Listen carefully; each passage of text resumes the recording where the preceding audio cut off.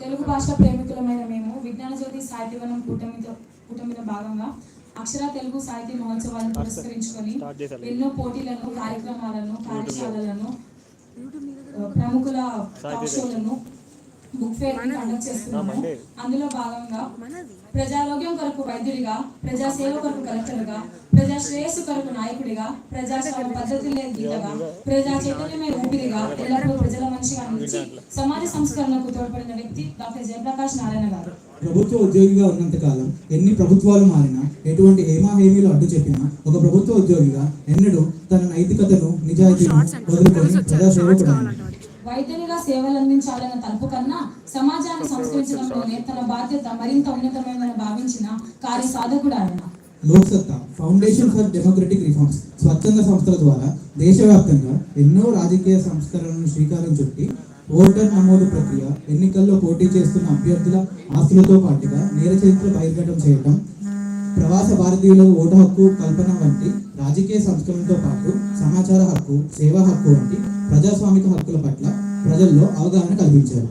రెండవ స్వాతంత్ర సమరంగా ఆవిర్భవించిన సురాజ్య ఉద్యమాన్ని నడిపించిన డాక్టర్ జయప్రకాష్ నారాయణ గారు జాతీయ సహాయ మండలి, విజిలెన్స్ సలహా మండలి, పరిపాలన సంస్కరణ సంఘం వంటి సంస్థల సభ్యునిగా కూడా జాతీయ స్థాయిలో పరిపాలన సంస్కరణలకు తోడ్పాటును అందించారు.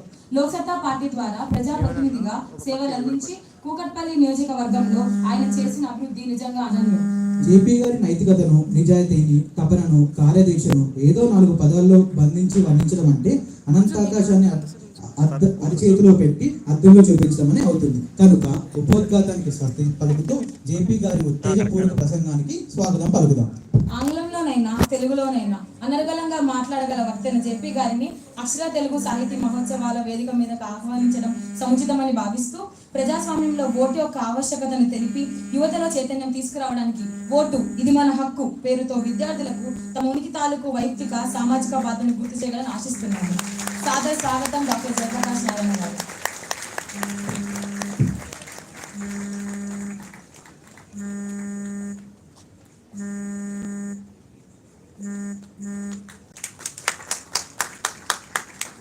నేనేం మాట్లాడదలుచుకోలేదు. ప్రశ్నోత్తరాలు. Everybody knows Telugu are there some people do not understand Telugu. అయితే వీళ్ళంతా తెలుగులోనే మాట్లాడుతున్నామా? ఓకే. నేను ముందే చెప్పాను, ఇక్కడ నాడు కమ్యూనికేషన్ వచ్చినట్లేదు. ఉపన్యాసాలు వృధా. ఈ దేశంలో అందరికీ మాట్లాడాలని ఉపలాటం ఉంటుంది, కానీ వేస్ట్. మాట్లాడేవాడికి వాడి అహంకారం కోసం తప్ప ఏమీ ఉపయోగం లేదు. కనీసం క్వశ్చన్ ఆన్సర్ సెషన్ ఉంటే we'll learn how to think. It will stimulate the minds. అందుకని మైక్స్ వాలంటీర్లు ఉంటే చేతులతో ఏం భయపడదు. There is no wrong question. Wrong ఆన్సర్లు ఉంటాయి, కానీ ఈ ప్రశ్న అడగొచ్చు అంటే ఏమవుతుంది? నిర్మోహమాటంగా ఎంత చిన్నదనుకున్నా కూడా అడగండి. మీ టీచర్లకి నాకు కూడా చాలా విషయాలు తెలియదు. సరేనా? టైం వేస్ట్ చేసుకోవద్దు. నేను ప్రజాస్వామ్యం గురించి ఫోన్ చేస్తున్నాను, ఇవ్వదలుచుకోలేదు. In the course of the discussion చాలా విషయాలు వస్తాయి. సో అల్టిమేట్గా మీ ఓపిక ఎంత లోతుకి మీరు తవ్వుతారని చెప్పాను. సరేనా? ఓకే. క్వశ్చన్ ఉన్న వాళ్ళు చేయెత్తి మీ దగ్గర మైక్ వస్తుంది, గబాన్ని అడగండి. 2-3 మైకులు ఇంకోటి చేయెత్తి నెక్స్ట్ క్వశ్చన్ రేపు కాకుండా. Who will start? ఫస్ట్ ఆడపిల్లలకి ఇద్దామా ఛాన్స్? ఏమ్మా?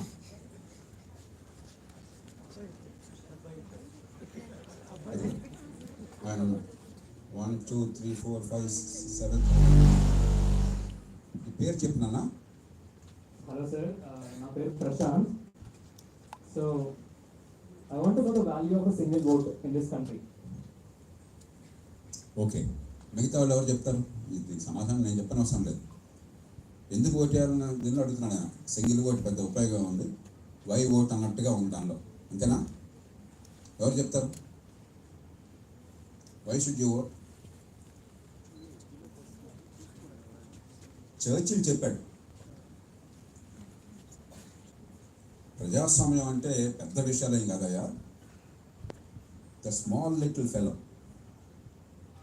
With a small little pencil in a small little booth making a small little tick mark, expressing his or her desire.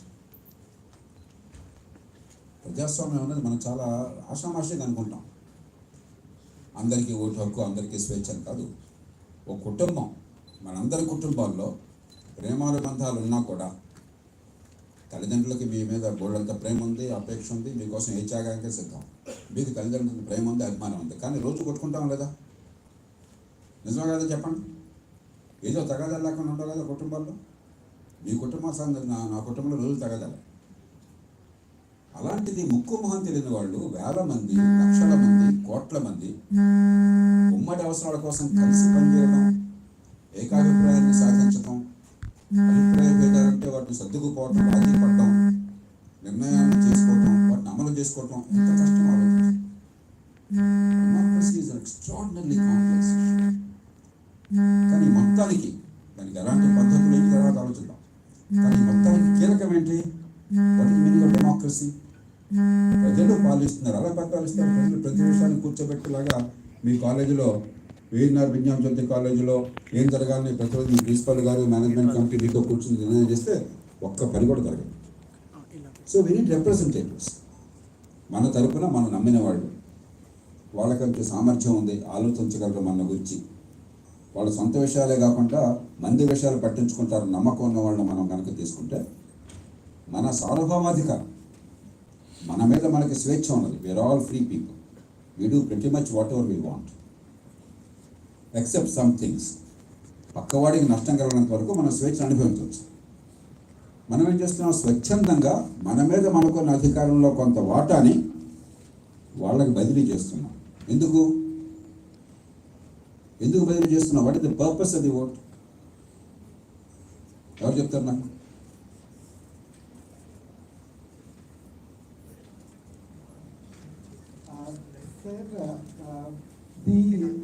Before voting మనకి రాజ్యాలు ఉండేవి, రాజులు ఉండేవాళ్ళు. దాంతో ప్రాబ్లం ఏమొచ్చేదంటే ప్రజలు డైరెక్ట్ రాజుకి కానీ మంత్రికి కానీ వాళ్ళ కష్టాలని చెప్పుకోలేకపోయేవాళ్ళు. ఆ గ్యాప్ని ఫిల్ చేసేదే ఈ ఓట్. సో మనం ఎవరైనా ఓట్కి వచ్చినప్పుడన్నా లేకపోతే వాళ్ళకి ఏదైనా లేఖ రాయడంలోనన్నా మన కష్టాలని లోకల్ వార్డ్ మెంబర్కు చెప్తే వాళ్ళు వాళ్ళ పైన రిప్రజెంటేటివ్ చెప్పి మన పనులు త్వరగా అయిపోతాయి. మీరు చెప్పింది నేను కాదట్లే, కానీ ఏ పనులు? మన పనులు మనం చేసుకోవచ్చు కదా. మీరు ఇక్కడ విజ్ఞాన జగత్తులో చేరాలి, మీ నిర్ణయం కదా అది. దీనికోసం ఫలానా కాలేజీలో ఇంటర్మీడియట్ చదువుకోవాలి, లేదా ఫలానా కోచింగ్ ఇన్స్టిట్యూట్ చేరాలి, మీ నిర్ణయం కదా. ఏ బ్రాంచ్కి వెళ్ళాలి, మీ నిర్ణయం కదా. ఏ స్కూల్కి వెళ్ళాలి, మీరు కదా నిర్ణయం. ఏ ఇంట్లో ఉండాలి. మళ్ళీ వీటెందుకు? వాడికి ఏం బదిలీ చేస్తున్నామా? అధికారాన్ని. ఏ అధికారాన్ని ఎందుకంటే నువ్వే ఏ స్కూల్ కదా వాడు చెప్తాడా? మరి ఏ అధికారాన్ని ఎందుకు బదిలీ చేస్తున్నాము? That is the starting point in understanding the system. ఏ అధికారాన్ని బదిలీ చేస్తున్నాం, ఎందుకు బదిలీ చేస్తున్నాం? మీరంతా స్టూడెంట్స్ ఆఫ్ సైన్స్. గుడ్డిగా ఒప్పుకుంటే ఎట్లా? ఏదైనా must be logic behind it కదా. ఎవరు చెప్తారు? ఓటు ద్వారా ఏ అధికారాన్ని బదిలీ చేస్తున్నారు, ఎందుకు దాన్ని బదిలీ చేస్తున్నారు? ఇది అర్థమైతే we can be reasonably good citizens. ఇది అర్థం కాకపోబట్టి ఈ దేశం అంతా గందరగోళం. ప్రజాస్వామ్యం అనేది కాగితం మీద ఉందంటే. ఎవరు చెప్తారు? గొప్ప విషయమే కాదు ఇది. దీనిలో గొప్ప రాకెట్ సైన్స్ ఏం లేదు. వెరీ సింపుల్ కాన్సెప్ట్స్ అంటే మనం ప్రిలిమినరీస్ మర్చిపోయినాం, ఫండమెంటల్స్ మర్చిపోయినాం ఈ దేశంలో. ఎందుకు బదిలీ చేయాలి అధికారాన్ని? మనకు స్వేచ్ఛ ఉన్నప్పుడు ఏమి బదిలీ చేస్తున్నాం? What and why?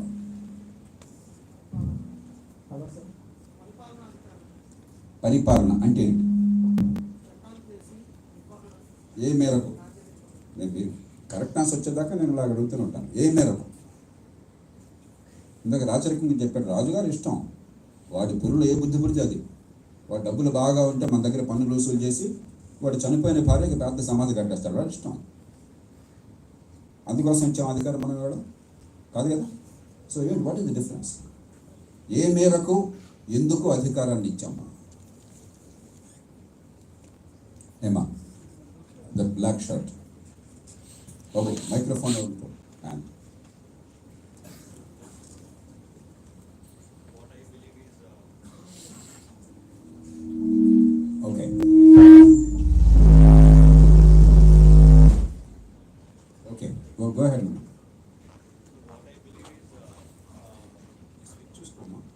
ఈ స్విచ్ చూసి. So what I believe is the mission or the vision which we have for serving the society as a whole, that is the power which we gave to the politicians or the lawmakers then. Vasistas. Vasishta చాలా పెద్ద మాటలు. Serving society ఏంటి? So మనం ఒకటి అనుకొని ఒక సొసైటీలో అమలు పరచాలి అని అంటే అంటే మీ ఇష్టం నామపరచడం అంటే ఒక గ్రూప్గా ఉంటుంది. అలా కాదు, ఎవరిని పెళ్లి చేసుకోవాలి నిర్ణయం చేయాలని మీకు మనసు పుట్టింది, మీరు చేసి వచ్చారు. మన విజన్ ఏంటి? మీరు విజన్ ఇవ్వడానికి what are the things you will transfer to the government or to elected representative? What I believe is the serving society. What do you mean by serving society? వాళ్ళ నీడ్స్ని తెలుసుకొని. What needs? That's what the other question which I want to put it is. I want you to think. What needs? You're right, but what needs? మన ఇంట్లో ఏ భోజనం చేస్తామో మన ఇష్టం కదా, ఏ వండుకుంటామో మన ఇష్టం కదా. ఆ నీడ్స్ గవర్నమెంట్ సంబంధం లేదు కదా. But what needs should the government bother about? Think a little bit. Sir, about roads, better infrastructure. Okay, why? For citizens to have better opportunities. Why that? కొన్ని ప్రస్తావించారు కదా, అవే ఎందుకు? What is the common factor behind that? Like మనకి 24 గంటలు current ఉంటే కొంచెం డబ్బులు ఎక్కువ జనరేట్ అవుతాయి, అలాగే దేశ ఎకనామీ కాస్త మంచిగా అవుతుంది. అవును, దానికి వాడికి ఎందుకు ఇవ్వాలి? ఎందుకంటే మనము ఇండివిజువల్ లెవెల్గా మన దగ్గర అంత మనీ లేదు కదా సార్, పెద్ద ఇన్ఫ్రాస్ట్రక్చర్. మనీ కదా, this is the heart of the issue. జాగ్రత్తగా ఆలోచించాలి. మన జీవితంలో మనం ఏం చేయాలి, దేనివల్ల ఆనందం వస్తుంది, మనం ఎలా ఎదుగుతాం, ఇదంతా మన ప్రైవేట్ అఫేర్. 100-85 మన నిర్ణయం, మన ఇష్టం. కానీ 10-15 ఉంటాయి. అవి సరిగ్గా జరగకపోతే మన బతుకు నరకం. కానీ అవి సొంతంగా చేసుకోలేం. They cannot be fulfilled individually, they have to be fulfilled collectively. కాబట్టి the primary purpose of government is to fulfill the collective needs which we cannot individually fulfill. ఇది వాళ్ళు మర్చిపోయారు. ఎందుకు వచ్చారు? ఈ దేశంలో ఎవరన్నా ఎమ్మెల్యే సీట్ ఇస్తారంటే నాకెందుకు సార్, నాకేం తెలియదు కదా, అందులో ఎమ్మెల్యే అవుతామంటే నాకు సీట్ ఎవరు ఇస్తారు సార్ అంటాడు. అయ్యేదో ఒక జన్మ హక్కులాగా అయిపోయింది. ఓటు వేసేవాడికి అంతే, ఓటు తీసుకునేవాడికి అంతే, గుడ్డె తెచ్చేలో పడ్డట్టుగా అయింది. That is the purpose. The collective needs that we as individuals cannot fulfil, but without fulfilling which our life becomes a living hell. బయట ట్రాఫిక్ మేనేజ్మెంట్ సరిగ్గా లేదనుకోండి, మనం ఎంత గొప్పవాళ్ళమైనా కూడా స్వేచ్ఛగా హాయిగా బతకగలమా? ట్రాఫిక్ మేనేజ్మెంట్ సొంతంగా చేయగలరా మీరు ఎవరన్నా? Somebody has to take care of the collective need. ఎవడెవడన్నా కొట్టాడు, ఇష్టం వచ్చినట్టుగా బడితున్నాడిదే బరి అయిపోయి బాధ పారేస్తుంటే దేశం అరాచకత్వంగా అయ్యేది. ఆ హమాస్ గొడవ అంతా అదేగా. అది కాదుగా మనకు కావాల్సింది. They has to be some framework of law and enforcement of it, protection of rights. అవునా? అట్లాగే ఆయన చెప్పినట్టుగా రోడ్స్ కావాలి, కామన్ ఇన్ఫ్రాస్ట్రక్చర్. మీరు అంబానీ అయినా అదానీ అయినా సొంతంగా రోడ్లు వేసుకోగలరా? అందరికీ మీ ఇంటికి మీకోసం మాత్రం రోడ్డు వేసుకోగలరా? It has to be collect. Education కావాలి. ఎంత గొప్ప వాళ్ళైనా కూడా you require institution for the collective management of it. గవర్నమెంటే చేయక్కర్లా, but government must create the framework. అన్ని గవర్నమెంట్ చేయక్కర్లా. ఎలక్ట్రిసిటీ ఉందనుకోండి, అవసరం కలెక్టివే, కానీ గవర్నమెంటే చేయక్కర్లా. Without government it cannot happen. ఆ ఫ్రేమ్ వర్క్ ఎవరు క్రియేట్ చేసింది? కాబట్టి there are purposes which have to be fulfilled, without which our life becomes very very difficult. And these are collective purposes. To that limited extent, you are transferring your power to that person. మనం అనుకుంటున్నాం మన జీవితం అంతా వాడి మన తలకాయ వాడి చేతుల్లో పెట్టాము, వాడు రాజుని చేసాము. చాలామంది దేశం అంటున్నది మనం ఈ ఓటుతో కొత్తగా రాజు అయిపోయాడు. ఎందుకంటే నాకు తెలియదు, కానీ ఒక మిరకిల్తో నా ఓటు వల్ల రాజు అయిపోయాడు. వాడు రాజులాగా చేయొచ్చు, నేను భృత్యుడిలాగా ఉంటాను. Both of us are wrong. వాడు ఇదంతా నా సర్వసహాధికారం అనుకుంటున్నాడు, మనం కూడా వాడికి లోపడి ఉంటాం అనుకుంటున్నాం. ఏ సమస్య వచ్చినా వాడు చెప్పుకుంటే వాడు తీర్చేస్తాడు అనుకుంటున్నాం. అది వాడి పనే కాదా, అది రాజ్యం పనే కాదా, మనం పట్టించుకోవట్లేదు. That is not the purpose of vote, that's not the purpose of democracy or any government for that matter. అర్థమైందా? Yes or no? You agree or not? Let's first understand what this is all about. Okay, next question. Hello sir, రిజర్వేషన్స్లో మీరు ఎలాంటి changes కావాలనుకుంటున్నారు? ఒకవేళ ఇవ్వాలనుకుంటే నువ్వు చెప్పినా నాకు ప్రశ్న అడిగా మనసులో ఏదో ఆలోచన ఉంది కదా. అంటే రిజర్వేషన్స్ అనేవి బేసికలీ లైక్ అండర్ ప్రివిలేజ్ వాళ్ళకి ఈక్వల్గా చేయడానికి కోసం పెట్టారు.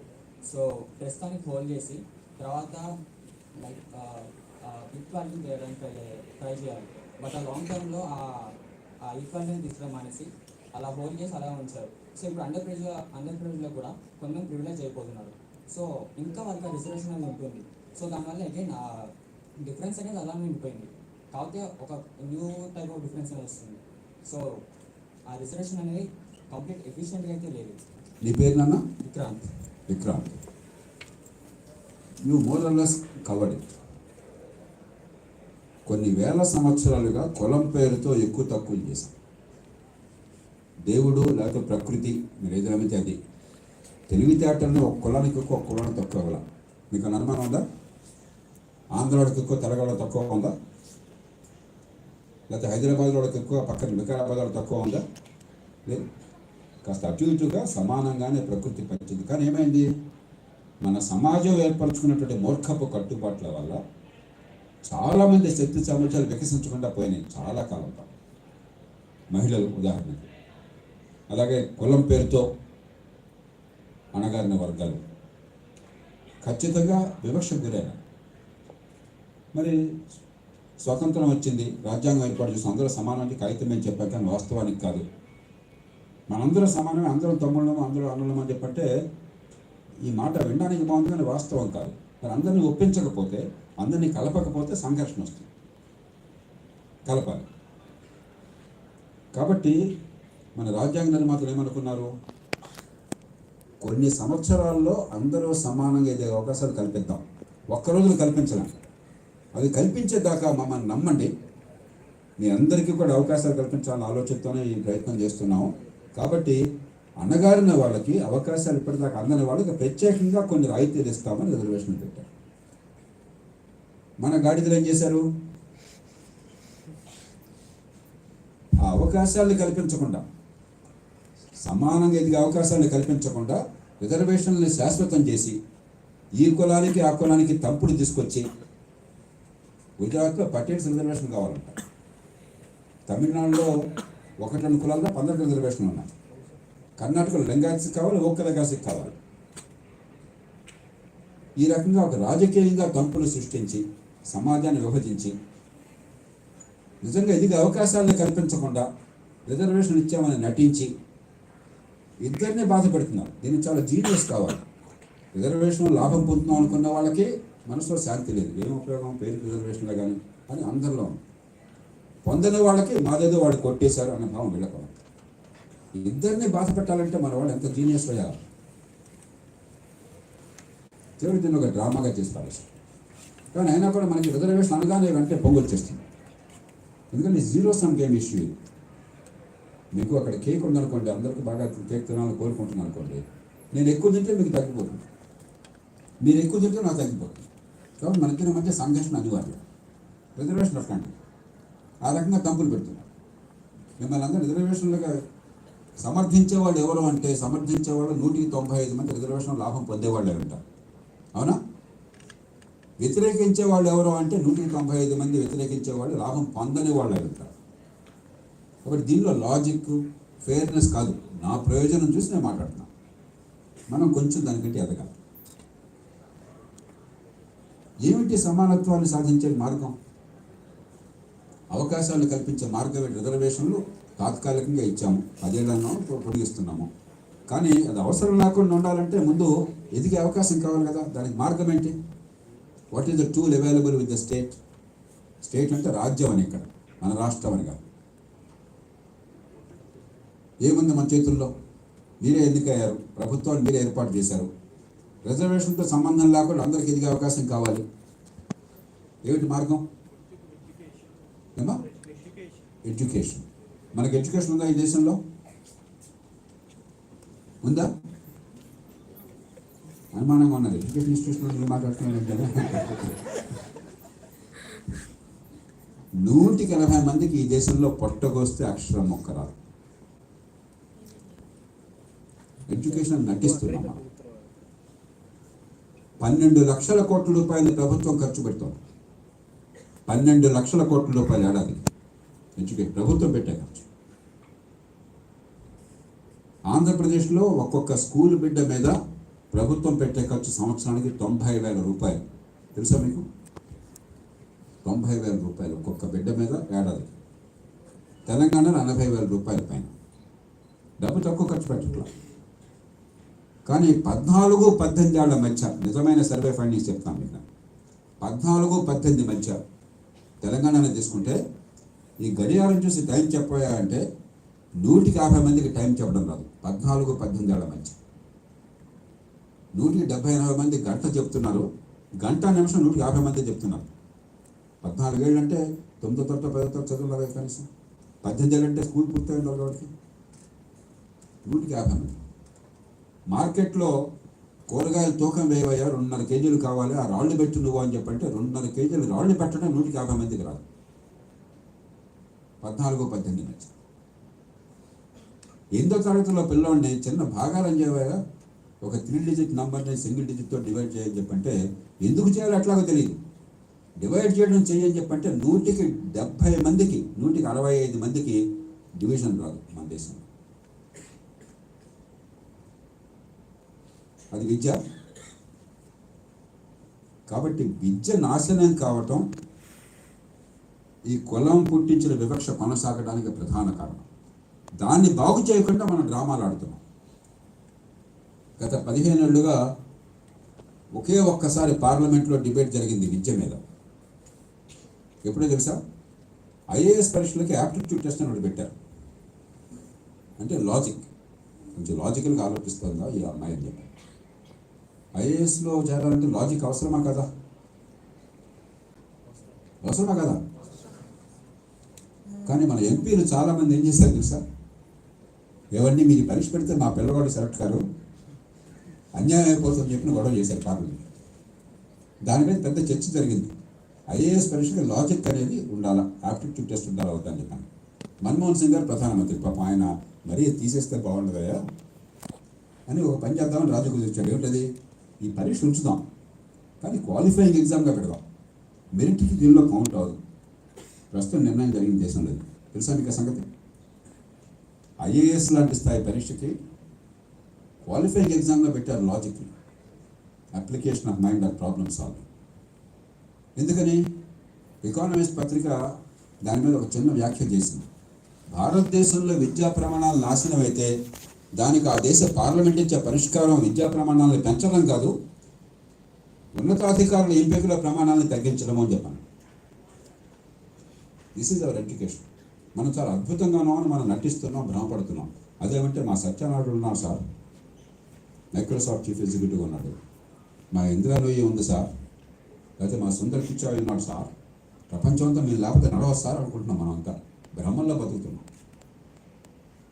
The best in India are a match for the best in the world. That's not the problem.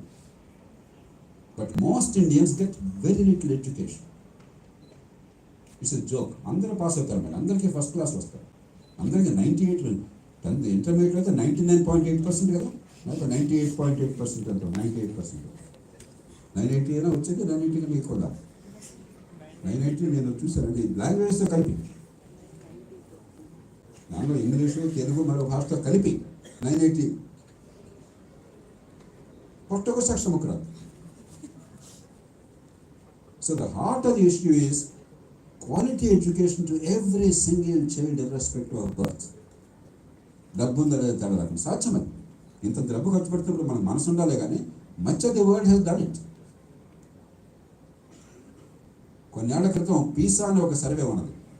Pisa is called programme for international students assessment అని చెప్పి OECD కంట్రీస్ వాళ్ళ మధ్య 15 ఏళ్ల పిల్లలు ఏం నేర్చుకుంటున్నారు కంపారిజన్ కోసం సర్వే పెట్టారు. అది మన దొంగ పరీక్షలు కాకుండా నిజంగా language communication and comprehension, mathematics conceptual understanding, problem solving, science logic and deriving conclusion from given facts. So ఏది విద్య నుంచి నేర్చుకోవాలో స్కూల్ స్థాయిలో దాన్ని పరీక్షించే ఏర్పాటు చేశారు. ఇండియా దానిలో పాలు పంచుకున్నది. 74 దేశాలు పాలు పంచుకునే దానిలో ఇండియా ర్యాంక్ ఎవరైనా ఊహించగలరా? 74 దేశాల్లో మన ర్యాంక్ ఎంత ఉంటుంది? నేను చాలా బిల్డప్ ఇచ్చాను మీకు. ఏమా 71 అయి ఉండొచ్చు. ఇంకా మరి అంత అధ్వానం ఉన్నావా? 35.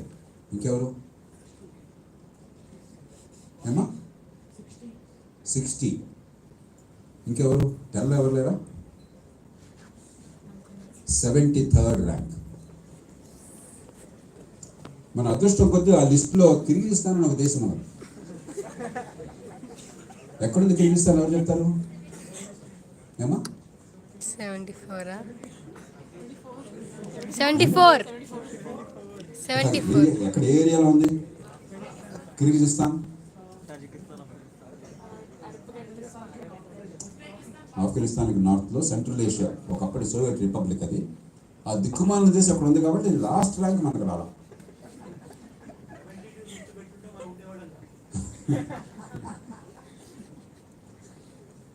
నేను కొంచెం దేశంలో బాగా ప్రచారం చేసే ప్రయత్నం చేశాను. ఖ్యాతనందరికి ఏమయ్యా, మన పిల్లలు తెలివి వాళ్ళు కష్టపడుతున్నారు, తల్లిదండ్రులు బోడి త్యాగాలు చేస్తారు, సమాజం విద్యను కోరుకుంటుంది, ఎక్కడో లోపం ఉంది, ఆ లోపాన్ని మనం సవరిద్దామని నువ్వు అర్థం చేసుకుంటాను. నువ్వు ఈ ర్యాంక్ ఇంత అధ్వానంగా రావటం ఏంటి? దీన్ని లోపాలు సవరిద్దామని గట్టిగా గొంతెత్తాను.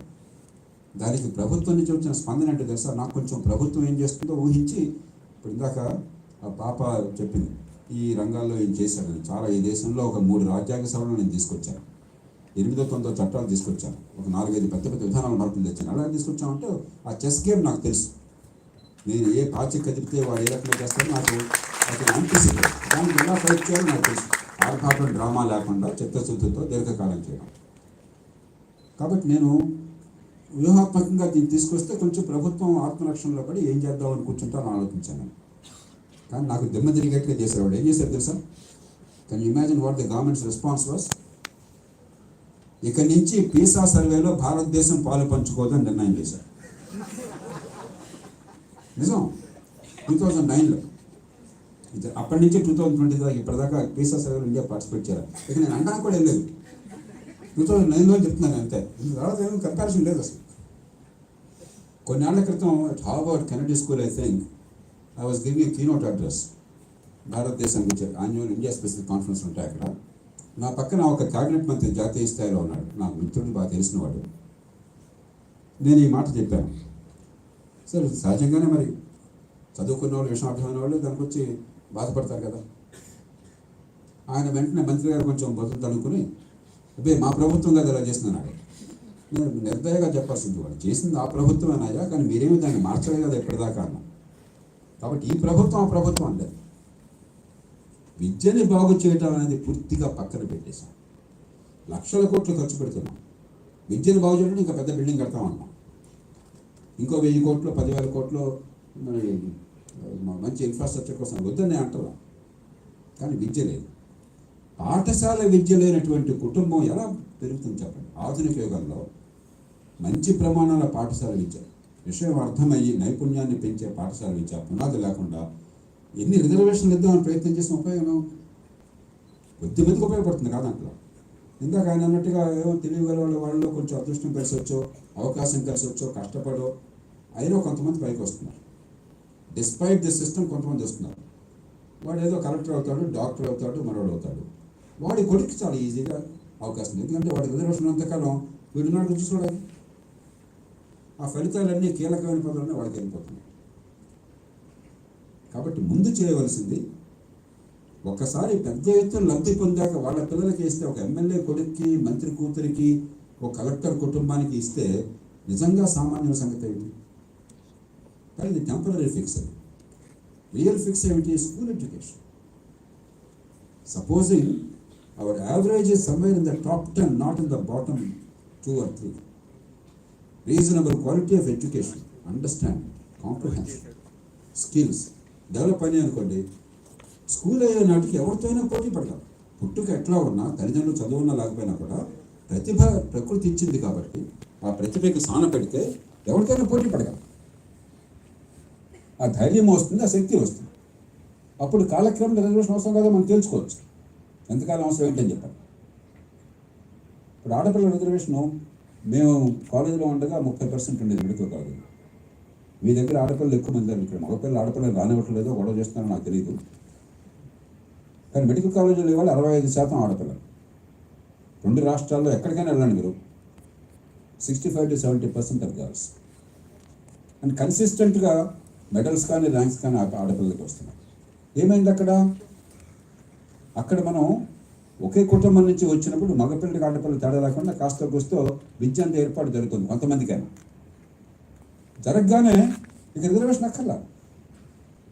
మెడికల్ కాలేజీలో మగపిల్లల రిజర్వేషన్ కావాలి, వాళ్ళు ఆడపిల్లలకి అక్కర్లా. ఇది కూడా అంతే అవుతుంది.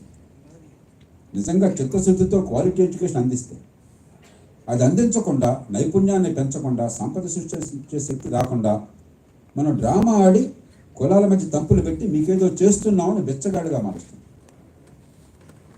That is the heart of the problem. Okay, anything else? బాబు మైక్ ఎక్కిస్తారా? వాలంటీర్లు కొంచెం నిద్రపోతున్నారు, మిగతా వాళ్ళకి వినిపించాలిగా. హలో, ఇందాక మీరు చెప్పినట్టు క్వాలిటీ ఎడ్యుకేషన్ అందించాలన్నారు కదా sir.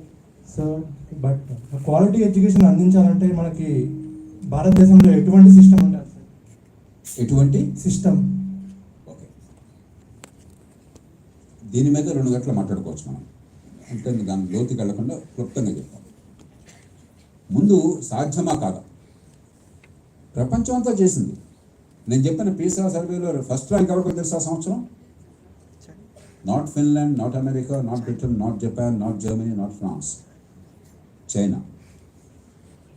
Second rank Hong Kong, China. Third rank Singapore. అంటే దీనికి మీరే గొప్ప సంపన్న దేశం కావక్కర్లేదు, గొప్పగా అభివృద్ధి చెందిన దేశం కావక్కర్లేదు, శతాబ్దాల పర్యంతం సంస్కృతి అక్కర్లేదు. మీకు ఒళ్ళు దగ్గర పెట్టుకుని పిల్లలకు విద్యా అద్భుతాలను ప్రయత్నం చేస్తే సాధ్యం. ముందు అది ఒప్పుకుంటాం కదా. Then you have to figure out what are the methods. సమయం లేదు కాబట్టి I give you a simple answer. మన దేశంలో మనం చాలా అదృష్టవంతులం విద్య విషయంలో, చాలా రంగాల్లో కూడా. ఎందుకంటే విద్య అవసరమా కాదా అని ఎవరికి చెప్పాల్సిన అవసరం లేదు. మన ఉపన్యాసాలు చెప్పక్కర్లేదు, విద్య చాలా అవసరం అని చెప్పగలరు. చాలామంది అతిథులు ఉపయోగించి విద్య చాలా అవసరం అని చెప్పే ప్రయత్నం చేస్తారు. ఏ తల్లిదండ్రులకి ఆ మాట చెప్పక్కర్లేదు. విద్య లేనివాడు ఎంత పశువు, విద్య చాలా అవసరము, పిల్లల్ని స్కూలుకు పంపించము, విద్యని చెప్పించము, ఇవన్నీ గ్యాస్. అందరికీ పిల్లలు బాగుపడాలన్న కోరిక ఈ దేశంలో. హిందూ, ముసల్మాన్, upper caste, lower caste, rural, urban, literate, illiterate, అందరికీ కూడా నా పిల్లలు నాకంటే ఎదగాలి. తల్లిదండ్రులు పిల్లల కోసం చేసే త్యాగాలు భారతదేశంలో చేసినంత ప్రపంచంలో ఎక్కడ చేయరు. మీ అందరి తల్లిదండ్రులు రాత్రి బౌళ్ళు వాళ్ళ కళలు మీ గురించే. అవసరమైతే పిల్లల కోసం ప్రాణాలడానికి సిద్ధం. కాబట్టి demand side is very strong. కానీ ఏమవుతుంది, demand is reflecting in rotten way. చెత్త పరీక్షలు పెట్టేసరికి ఆ చెత్త పరీక్షల్లో మార్కులు, ర్యాంకులు, అది డిమాండ్. ఆ మార్కులు ర్యాంక్ ఎట్ట వస్తే ఆ మార్కులు అడతాం. మీ కాలేజ్ అంటే నాకు తెలియదు, మీది ఆటోనమస్ కాలేజ్, యూనివర్సిటీ, కాబట్టి మీకు కొంచెం మెరుగు ఉంటుందని నేను ఆశిస్తున్నాను. లేకపోతే సరిదిద్దుకుంటారని ఆశిస్తున్నాను. మామూలుగా యూనివర్సిటీలో ఇవాళ ఫస్ట్ క్లాస్ రావాలంటే పొట్టకొస్తే అక్షరకున్నాను కుర్రాడు last 1 week, last 3 years question పేపర్లు బట్టి పెడితే ఫస్ట్ క్లాస్ గ్యారంటీ. అవునా కదా? ఆ పిల్లల్ని ఎంత పెడతారా మీరు? ఆ వెధవ పరీక్ష పెట్టిన గాడిదలు వీళ్ళు, దాంతో ఫస్ట్ క్లాస్ గాడిదలు వీళ్ళు. అలా కాదు, వాడికి నిజంగా విషయ పరిజ్ఞానం ఉంటేనే, కాన్సెప్చువల్ అండర్స్టాండింగ్ ఉంటేనే, దాన్ని ప్రాబ్లమ్ సాల్వింగ్ అప్లై చేయగలిగితేనే, ఇన్నోవేషన్, క్రిటికల్ థింకింగ్ ఉంటేనే దాన్ని పరీక్షిస్తాను. అది ఉంటేనే వాడికి ర్యాంక్స్, మార్క్స్ వస్తాయని మీరు అలాంటి పరీక్ష పెట్టారనుకోండి, అదే పిల్లాడు, అదే తల్లిదండ్రులు, అదే విద్యా సంస్థలు ఏదో రూపంలో తంటాలు పడతారు. ఎందుకంటే అందరికి కావాల్సిన సక్సెస్ ఆ పిల్లవాడిని దానికోసం తయారు చేస్తారు. కాబట్టి easiest way in a country where the demand side is very strong. లెక్చర్లు ఇవ్వడం వల్ల వచ్చేవని చెప్పడం వల్ల కాదు. You set the goal sensibly. The goal here is success. The measurement of success is assessment and measure it honestly. ఎందుకంటే మన దేశంలో ఈ మాట చెప్తే 20 ఏళ్ళ క్రితం సరిపోయింది, 30 ఏళ్ళ క్రితం. ఇవాళ ఆనెస్ట్లీ అని కూడా చెప్పాలి. ఎందుకంటే మ్యాథ్స్ కాపీయింగ్ అనేది ఈ దేశంలో గొప్ప ఏమన్నా ప్యాస్ట్ అని అయిపోయింది. స్కూళ్ళల్లో, కాలేజీల్లో మ్యాథ్స్ కాపీయింగ్. కొన్ని చోట్ల అయితే ముందుగానే క్వశ్చన్ పేపర్ చెప్పాలట. కొన్ని యూనివర్సిటీల్లో 10 క్వశ్చన్లు ఉంటే వాళ్ళు 15-20 వేస్తున్నట్ల. కొన్ని చోట్ల స్ట్రైకులు చేశారు. 20 ఇస్తే చాలా కష్టంగా ఉంది మాస్టర్, 10 ఇవ్వాలి మాకని చెప్పండి. Maths copying shameless. ఏదో ఒక స్టేట్లో ఉత్తరాదిన కాపీయింగ్ కొంచెం తగ్గించాలని ప్రయత్నం చేశారు గవర్నమెంట్ వాళ్ళు. వాళ్ళకేదో పాపం బుద్ధి ఉంది. ఒక టీవీ ఛానల్ వాడు ఆ విద్యామంత్రిని టీవీ స్టూడియోకి పిలిచి కాపీ చేయకుండా ఉంటే పేద పిల్లలు ఎట్లా పాస్ అవుతారు, వాళ్ళకి వ్యతిరేకంగా మీరు ప్రయత్నం చేస్తామని చెప్పాను. ఆయన లేదా నేను పేదలకు వ్యతిరేకంగా క్షమించని చెప్పుకోవాల్సి వచ్చింది. కాబట్టి మెజర్ సెన్సిబ్లీ, మెజర్ ఆనెస్ట్లీ. స్ట్రెస్ ఉండక్కర్లే. బట్టి పడితే మార్కులు వస్తాయి అనుకుంటే స్ట్రెస్, లాస్ట్ మినిట్లో బట్టి పడడం, జ్ఞాపకం ఉంచుకోవడం. కాన్సెప్ట్ అర్థమైతే దాన్ని ఉపయోగించడం చేతనం అయితే ఇంకా స్ట్రెస్ ఎందుకుంటుంది. అయితే వచ్చును లేదా రాదు, లేదా నేర్చుకుంటాడు ఆసక్తి ఉంటే, లేదంటే ఇంటికి ఇంకో వేరే పని చూసుకుంటాడు. ఇది కాకపోతే వేరే పని చేసుకోగలరా. So that's the easiest way. There are many other things we can do, but the heart of it is can you set a goal which is sensible and measure it intelligently and honestly. The rest of it will fall in line. Particularly today, the digital technology and many other tools, आसान के साथ we can do it. The whole Right to Education Act, for instance, there's not one word in that about outcomes. వాడి school పొడగంత ఉండాలి, పిల్లలకి ఎంత ఉండాలి, టీచర్లు ఎంతమంది ఉండాలి, వాడి జీతం, ఇవన్నీ చెప్పాడు. కానీ పిల్లలు ఏం నేర్చుకోవాలి, ఏ స్థాయిలో ఏమి ఆశించాలి, ఒక్క పదం కూడా లేదు. How can you have education then? What are you seeking from education? So this is a critical issue, but there are a lot of other things, but they are all derivative. This is the heart of it in the country like India. And that's what in fact many of us are doing right now. A lot of my attention is about how to improve quality of education at school level using this tool, assessment tool, using technology, very creative. And we must do it very fast because we lost enormous amount of time. It's a terrible, terrible tragedy happening in this country. The greatest tragedy in India is the failure of education. దానివల్ల కుల వ్యవస్థ కొనసాగుతోంది, కులం సృష్టించి అంతరాలు కొనసాగుతున్నాయి, పౌరసత్వం తగలడుతోంది, రాజ్యం అంటే ఏంటో, ఓటు అంటే ఏంటో, పరిపాలన అంటే ఏంటో, మన పాత్ర ఏంటో తెలియకుండా ఏదో డ్రామా నడుస్తుంది దేశంలో. సమాజంలో సంపద సృష్టికి పనికి రాకుండా పోతున్నారు. ఎకానమీ పెరగాలని కోరుకుంటున్నాం. అదే బుర్ర ఉపయోగించే శక్తి లేకపోతే ఎకానమీ ఎట్లా పెరుగుతుందా? అదే గుంతలు తవ్వి గోతులు పూడిస్తే ఎకానమీ పెరుగుతుందా? You require skills, you require application of mind. It's the heart of everything. And in India it's easy to set it right because everybody loves it. You just don't know how to get it, that's all. Okay, next. Good afternoon sir, I'm Anurag. ప్రస్తుత current సిచ్యుయేషన్లో అంటే note తీసుకుని vote వేయడం కంటే non participation in voting అనేది చాలా vulnerable thing for democracy. ప్రస్తుతం engineering MBBS ఇట్లాంటి వాళ్ళందరూ ఫారెన్ వెళ్ళి ఇట్లాంటి సెటిల్ అయిపోయి ఈ ఓటింగ్లో పార్టిసిపేట్ చేయడం చాలా తగ్గిపోతుంది. ఇప్పుడు ప్రస్తుతం ఇక్కడున్న ఆడిటోరియంలోనే 18 years దాటిన వాళ్ళు చాలామంది ఉంటారు, కానీ ఓటర్ ఐడి ఉండదు. ఇట్లా నాన్ పార్టిసిపేషన్ ఆఫ్ ఓట్ అనేది తగ్గించడానికి మీరు సజెషన్స్? Good point.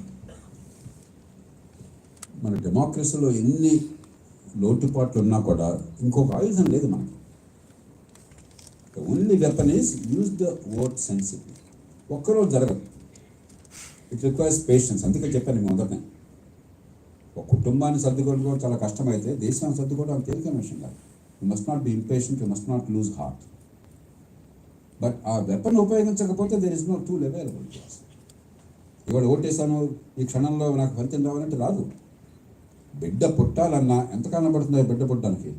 9 months. మాకు తెలియదు సార్, మేము బైపీసీ చదవాలంటారా? ఎంతకాలం పడుతుంది ఎవరు చెప్తారా? ఏమ్మా 40 వారాలు, to be more accurate 40 weeks, 280 days.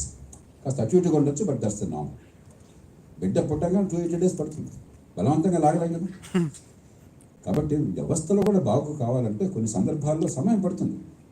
సరైన బీజాలు వేసామా లేదా, సరైన పద్ధతులను ఏర్పాటు చేసాం లేదా, సరైన ఇన్సెంటివ్స్ క్రియేట్ చేసాం లేదా, that's what system is about.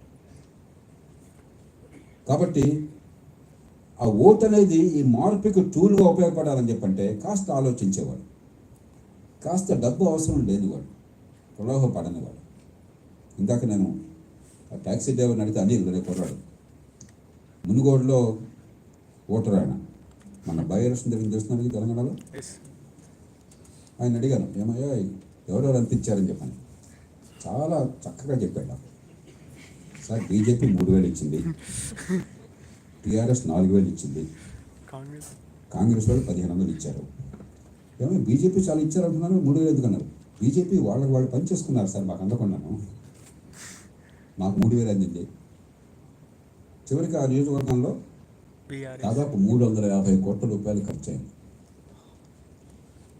After all ఒక అసెంబ్లీ నియోజకవర్గం, ఒక చిన్న రాష్ట్రం, ఒక నిరుపేద దేశంలో అక్కడ ఎవరు గెలిచినా కూడా ప్రభుత్వం మారదు, విధానం మారదు, ఏమీ తేడా ఉండదు.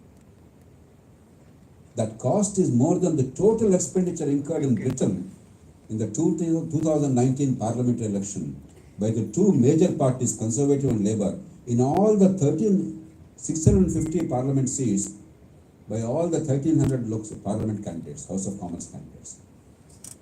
బ్రిటన్ ఎంత సంపన్న దేశం, 1,300 మంది పార్లమెంట్ అభ్యర్థులు, 650 నియోజకవర్గాల్లో 2 ప్రధాన పార్టీలు. ఒక సంపన్న దేశంలో పెట్టిన ఖర్చు కంటే జాతీయ ఎన్నికల్లో, ఒక బోర్డు అసెంబ్లీ ఉప ఎన్నికలో, ఎందుకు ఒకరుగా ఎన్నికలో మనం ఎక్కువ ఖర్చు పెట్టాం. అంత ఎక్స్ట్రీమ్కి వెళ్ళిపోయాం. ఎలా బయటపడతాం? దీనికి చాలా ఉన్నాయి. I don't want to convert this into only that because there is a purpose కాబట్టి. కానీ one of the important tools is, ఇంకా 2-3 ఉన్నాయి, but as far voting is concern కాస్త ఆలోచించేవాడు. కొద్దిగా ఈ చదువు వల్ల పెద్ద ఆలోచన లేదు, కానీ కొద్దిగా కొంచెం ఉన్నంతలో కొద్దిగా ఆలోచన ఉన్నవాడు, డబ్బుకు లొంగనవాడు, కులం కాకుండా నాకేమిటి అని ఆలోచించేవాడు. వాడు కొంచెం ఎక్కువ ఓటేశారు అనుకోండి, స్లోగా ఏమవుతుంది, పార్టీస్ కూడా అరే వీడికి 5-10% ఇటున్నారు, మనం వీళ్ళ సంగతి ఆలోచించకపోతే, కొన్ని మార్పులు తేకపోతే క్రమక్రమంగా ఆ సంఖ్య పెరుగుతుంది, ఎకానమీ పెరుగుతుంది, కాబట్టి మనం వెనకబడతామని అర్థం చేసుకుంటాడు. రాజకీయ పార్టీలు ఎవరు దుర్మార్గులు కాదు, వాడు దేశాన్ని నాశనం చేస్తామని ఒట్టు పెట్టుకోవాలా. వాళ్ళు ఒకటే ఒట్టు పెట్టుకున్నారు, మేము ఎట్టి పరిస్థితులు గెలిచి తీరతాం, గెలవడం కోసం ఏమైనా చేస్తాం, గెలవడం కోసం ఈ 10 మందిని ఆకట్టుకోవాలంటే మిమ్మల్ని ఆకట్టుకుంటారు. ఈ 10 మంది ఎలాగో ఓటేరు, ఉపయోగం లేదనుకుంటే మమ్మల్ని పట్టించుకోరు, ఇంకో రకం గెలుస్తాం అనుకో. కాబట్టి ఇవాళ గెలుస్తామని లేదా కాదు. అందుకనే చాలామంది ఆ రోజుల్లో 30 ఏళ్ల క్రితం ఏం చెప్పేవాడు అంటే, ఇప్పుడు కొంచెం తగ్గిపోయింది. చాలా ఫ్యాషనబుల్ పీపుల్ అంతా కూడా ఎవరు కొట్టేసినా అందరూ దొంగలనేవాడు, which is not true, it's a lie. ఎలాంటి పరిస్థితుల్లో కూడా దేర్ ఆర్ చాయిసెస్ అవైలబుల్. ఆ చాయిస్ ఎప్పుడు బ్లాక్ అండ్ వైట్గా ఉండకపోవచ్చు, అద్భుతమైన వాడు దరిద్రుడిగా ఉండకపోవచ్చు, కానీ ఉన్నంతలో ఎవరికి ఓటేస్తే పార్టీ కానీ వ్యక్తి కానీ మంచి మార్పు ఎట్లా వస్తుందని చెప్పేది మనకి నిజంగా ఇట్స్ ఆల్వేస్ పాసిబుల్. కానీ వంక పెడుతున్నారు. ఈ వంక తొలగించడం కోసం మిడిల్ క్లాసెస్కి నేనే ఈ దేశంలో ఈ నోటా అని పెట్టింది భారతదేశంలో మొట్టమొదటిగా నేను. నన్నది ఇవ్వాలి, దానివల్ల ఏ ప్రయోజనం ఉండదు. నోటాకి ఓట్లు పడవు, నాకు ఆ సంగతి తెలుసు. కానీ వీళ్ళ వంక తొలగించాలి. ఈ లేజీగా ఉండి దేశాన్ని తిడుతూ కూర్చుని ఒక అంగుళం కదలని గాడిదలు ఉన్నారో వాళ్ళకి కొంచెం కదిలించాలి, వాళ్ళకి ఆ వంక పోవాలి. ఏమయ్యా నీకు ఇష్టం లేకపోతే కనీసం పోయి అక్కడ పాజిటివ్గా రెస్పాన్స్ చేయి, నోటాకు ఓటే. అంతేగాని ఏదో వంకర పెట్టి ఇంట్లో కూర్చోబాకని చెప్పడం కోసం. అట్లాగే I'm a supporter of compulsory voting. చాలామంది వ్యతిరేకిస్తారు. ఆస్ట్రేలియాలో కంపల్సరీ ఓటింగ్ ఉన్నది. కంపల్సరీ అంటే ఓటు అయిపోతే జైల్లో పెడతామని కాదు, మధ్యలో జైల్లో పెట్టలేకపోతాం. ఓటు అయిపోతే జైల్లో ఎక్కడ పెడతాం? Some incentive, డిస్ఇన్సెంటివ్. ట్యాక్స్ ఒక 100 రూపాయలు తగ్గిస్తాం, 100 రూపాయలు పెంచుతాం. మున్సిపల్ ట్యాక్స్ లేకపోతే ఇంకొక ట్యాక్స్ ఇంకోదాన్ని మనం ఓటు వేయకపోతే కొంచెం అది చట్ట ప్రకారం చేయాలంటే కొంతమంది అదే చేద్దాం కదా అని వస్తారు. ఇంకో 10%, 20% పెరుగుతుంది కంపల్షన్ చేయడం. మూడోది, కాస్త చదువుకున్న వాళ్ళు, పని భారం వల్ల వెళ్ళలేకపోతున్నాం అనుకున్న వాళ్ళు ఓటింగ్ వేయాలంటే వెంటనే కాకపోయినా స్లోగా we must move to electronic voting. దానిలో సాధక బాధకాలు ఉన్నాయి, ఒక్కరోజు జరగదు. ఎందుకంటే ప్రజల్లో విశ్వాసం పోయిందనుకోండి, దీనిని హ్యాక్ చేస్తానని చెప్పని మొత్తం ప్రజాస్వామ్యం ప్రమాదంలో పడుతుంది. బట్ స్లోగా we can start the process. Voter registration ముఖ్యంగా పట్టణాలను ఇంప్రూవ్ చేయాలి. I have given enormous amount of time to improve voter registration. ఇప్పుడు కూడా పర్ఫెక్ట్ కాలేదు కానీ పూర్వంతో పోలిస్తే చాలా బాగుపడ్డాయి. ఓటర్ ఐడెంటిటీ కార్డ్స్ కానీ ఓటర్ రిజిస్ట్రేషన్ కానీ. చాలామంది ఆ ఓటర్గా రిమూవ్ కాలేకపోతున్నారు సార్, నన్ను చేయమంటారు, అది ఒక బాధ ఉంది. Now it's become much easier. మీరు కావాలంటే ఆన్లైన్ ఇక్కడ కూర్చుని ఐడెంటిటీ దానిలో లోడ్ చేసి మీరు ఆన్లైన్ ఫామ్ 6 పెట్టేస్తే చాలా సందర్భాలు నేను వెరిఫై చేయించాను. మీరు ఓటర్గా నమోదు అవుతున్నారు, ఓటర్ ఐడి కార్డు ఇంటికి వస్తారు. Very few countries in the world actually send you voter identity cards form. Voter లిస్ట్లో మీ ఫోటో ఉంటుంది. Very few countries in the world have a photograph in the voters list. కాబట్టి సిస్టంలో improvement జరగలేదని కూడా వాస్తవం కాదు, కొన్ని జరుగుతున్నాయి. దానికి చాలా control process. I have to give put a lot of energy behind it. But కొన్ని జరిగినాయి. It took time but it happen. అట్లాగే in my judgement overseas Indians కూడా ఓటు ఇవ్వాలి. అది ఆన్లైన్ ఓటింగ్ కానీ మరో రకంగానే ఓటింగ్ చేసిన అవకాశం కల్పించాలి. ఎక్కడ ఉంటేనని చెప్పంటే we're losing some of bright people who might think differently because they've seen other systems. అది పోల్చుకొని కొంచెం ఇది బాగుపడాలని తప్పని కొంచెం ఉన్నవాళ్ళు ఓటు ఎక్కువ వేయాలి. సో ఈ ప్రక్రియలను పెంచితే ఫైనల్గా కాన్స్టిట్యుయెన్సీ బౌండరీస్ మనం ఏం చేసాం, 50 ఏళ్ళుగా ఫ్రీజ్ చేసి పారేసాం. ఏ ఉద్దేశమైనా కానీ అర్బనైజేషన్ పెరిగినప్పుడు ఏమవుతుంది, అర్బన్ వెయిటేజ్ పెరగాలి. పాపులేషన్ ఇక్కడ ఎక్కువ ఉండదు. అర్బన్ కాన్స్టిట్యుయెన్సీస్ 5 లక్షలు ఉంటాయి, రూరల్ కాన్స్టిట్యుయెన్సీ 2 లక్షలు ఉంటాయి. నేను గ్రామాల్లో పెరిగిన వాడిని, కానీ సంఖ్యాబలం తక్కువ ఉన్న చోట మీరు అక్కడ నంబర్ ఎక్కువ ఇస్తే అక్కడ డబ్బులకో కులాలకో బాగా లొంగిపోయే అవకాశం ఉన్నప్పుడు పొలిటికల్ సిస్టమ్ పెద్దగా మారదు. అర్బన్ వెయిటేజ్ జనాభాను పెంచుతూ పోయారనుకోండి, స్లోగా ఒక్కరోజు కాకపోయినా 5 ఏళ్లకో 10 ఏళ్లకో అరే అర్బన్ ఓటర్స్ ఇంకో రకంగా ఆలోచిస్తున్నారు. కాబట్టి మనం కొంచెం వాళ్ళని అప్పీస్ చేయాలి. వాళ్ళు ఏది కోరుతున్నారో దానికోసం సిద్ధపడాలని పార్టీలు. ఇలాగా there are 4 or 5 methods to make these people vote little more. కానీ పూర్వంతో పోలిస్తే మిడిల్ క్లాస్ కానీ అర్బన్ పీపుల్ కానీ దేర్ ఓటింగ్ మోర్. నిజమే, గ్రామాల్లో చాలా ఎక్కువ ఓటేస్తున్నారు. ఎందుకంటే గ్రామాల్లో ఓటు అనేది లేకపోతే ఉనికి లేదు, పట్టించుకునేవాడు ఉండడు. రేపు పొద్దున ఉన్న పని కావాలంటే ఓటు కూడా నేను పెట్టుకుంటానా అంటాడు ఓ రాజకీయ పార్టీ కార్యకర్త. డబ్బులు సారా ఎట్లాగో వస్తున్నాయి కాబట్టి ఇన్సెంటివ్ ఉంది అక్కడ. పట్టణాల్లో తక్కువ ఉంది, కానీ percent voting is not a small thing. We're one of the best in the world. America కంటే బ్రిటన్ కంటే మన ఓటింగ్ ఎక్కువ. ఇంకా పెంచవచ్చు, ఇంకా పెరగాలి. సరే, ఓట్లకు డబ్బులు పంచకపోతే ఈ ఓటింగ్ తగ్గిపోతుంది అని కూడా తెలిసినాం. That's a different issue, how to address that అన్నది. కానీ ప్రజాస్వామ్య నమ్మకంతో మనం we must make more and more enlightened people voting in an enlightened manner. అది తప్ప ప్రజాస్వామ్యం కుళ్ళిపోయింది, ప్రజాస్వామ్యం నాశనం అయిపోయింది, ఇది అవసరం లేదు, ఈ ఓటింగ్ అంతా బోటకం. ఏం చేస్తావు? ఓటింగ్ అంతా బోటకం అంతా తుప్పకుండా నడికిస్తావు, నువ్వు గోండాకి ఇస్తావా అధికారం? ఇప్పటికే గోండాలు అధికారంలో కూర్చుంటున్నారు. ఇక బడితుందని వాడికి అధికారం ఇస్తే ఏమవుతుంది అనుకుంటున్నావు? దేశం పాకిస్తాన్ ఏం చేస్తున్నారు అనుకుంటున్నాం? కాబట్టి there is no substitute. The only answer to the problems of democracy, the only antidote to the challenges of democracy is more democracy and better democracy. Design a better system, make it more democratic. Take a country like the US or Britain. US లో చాలా అధ్వానం, మనకంటే అధ్వానంగా ఉంది.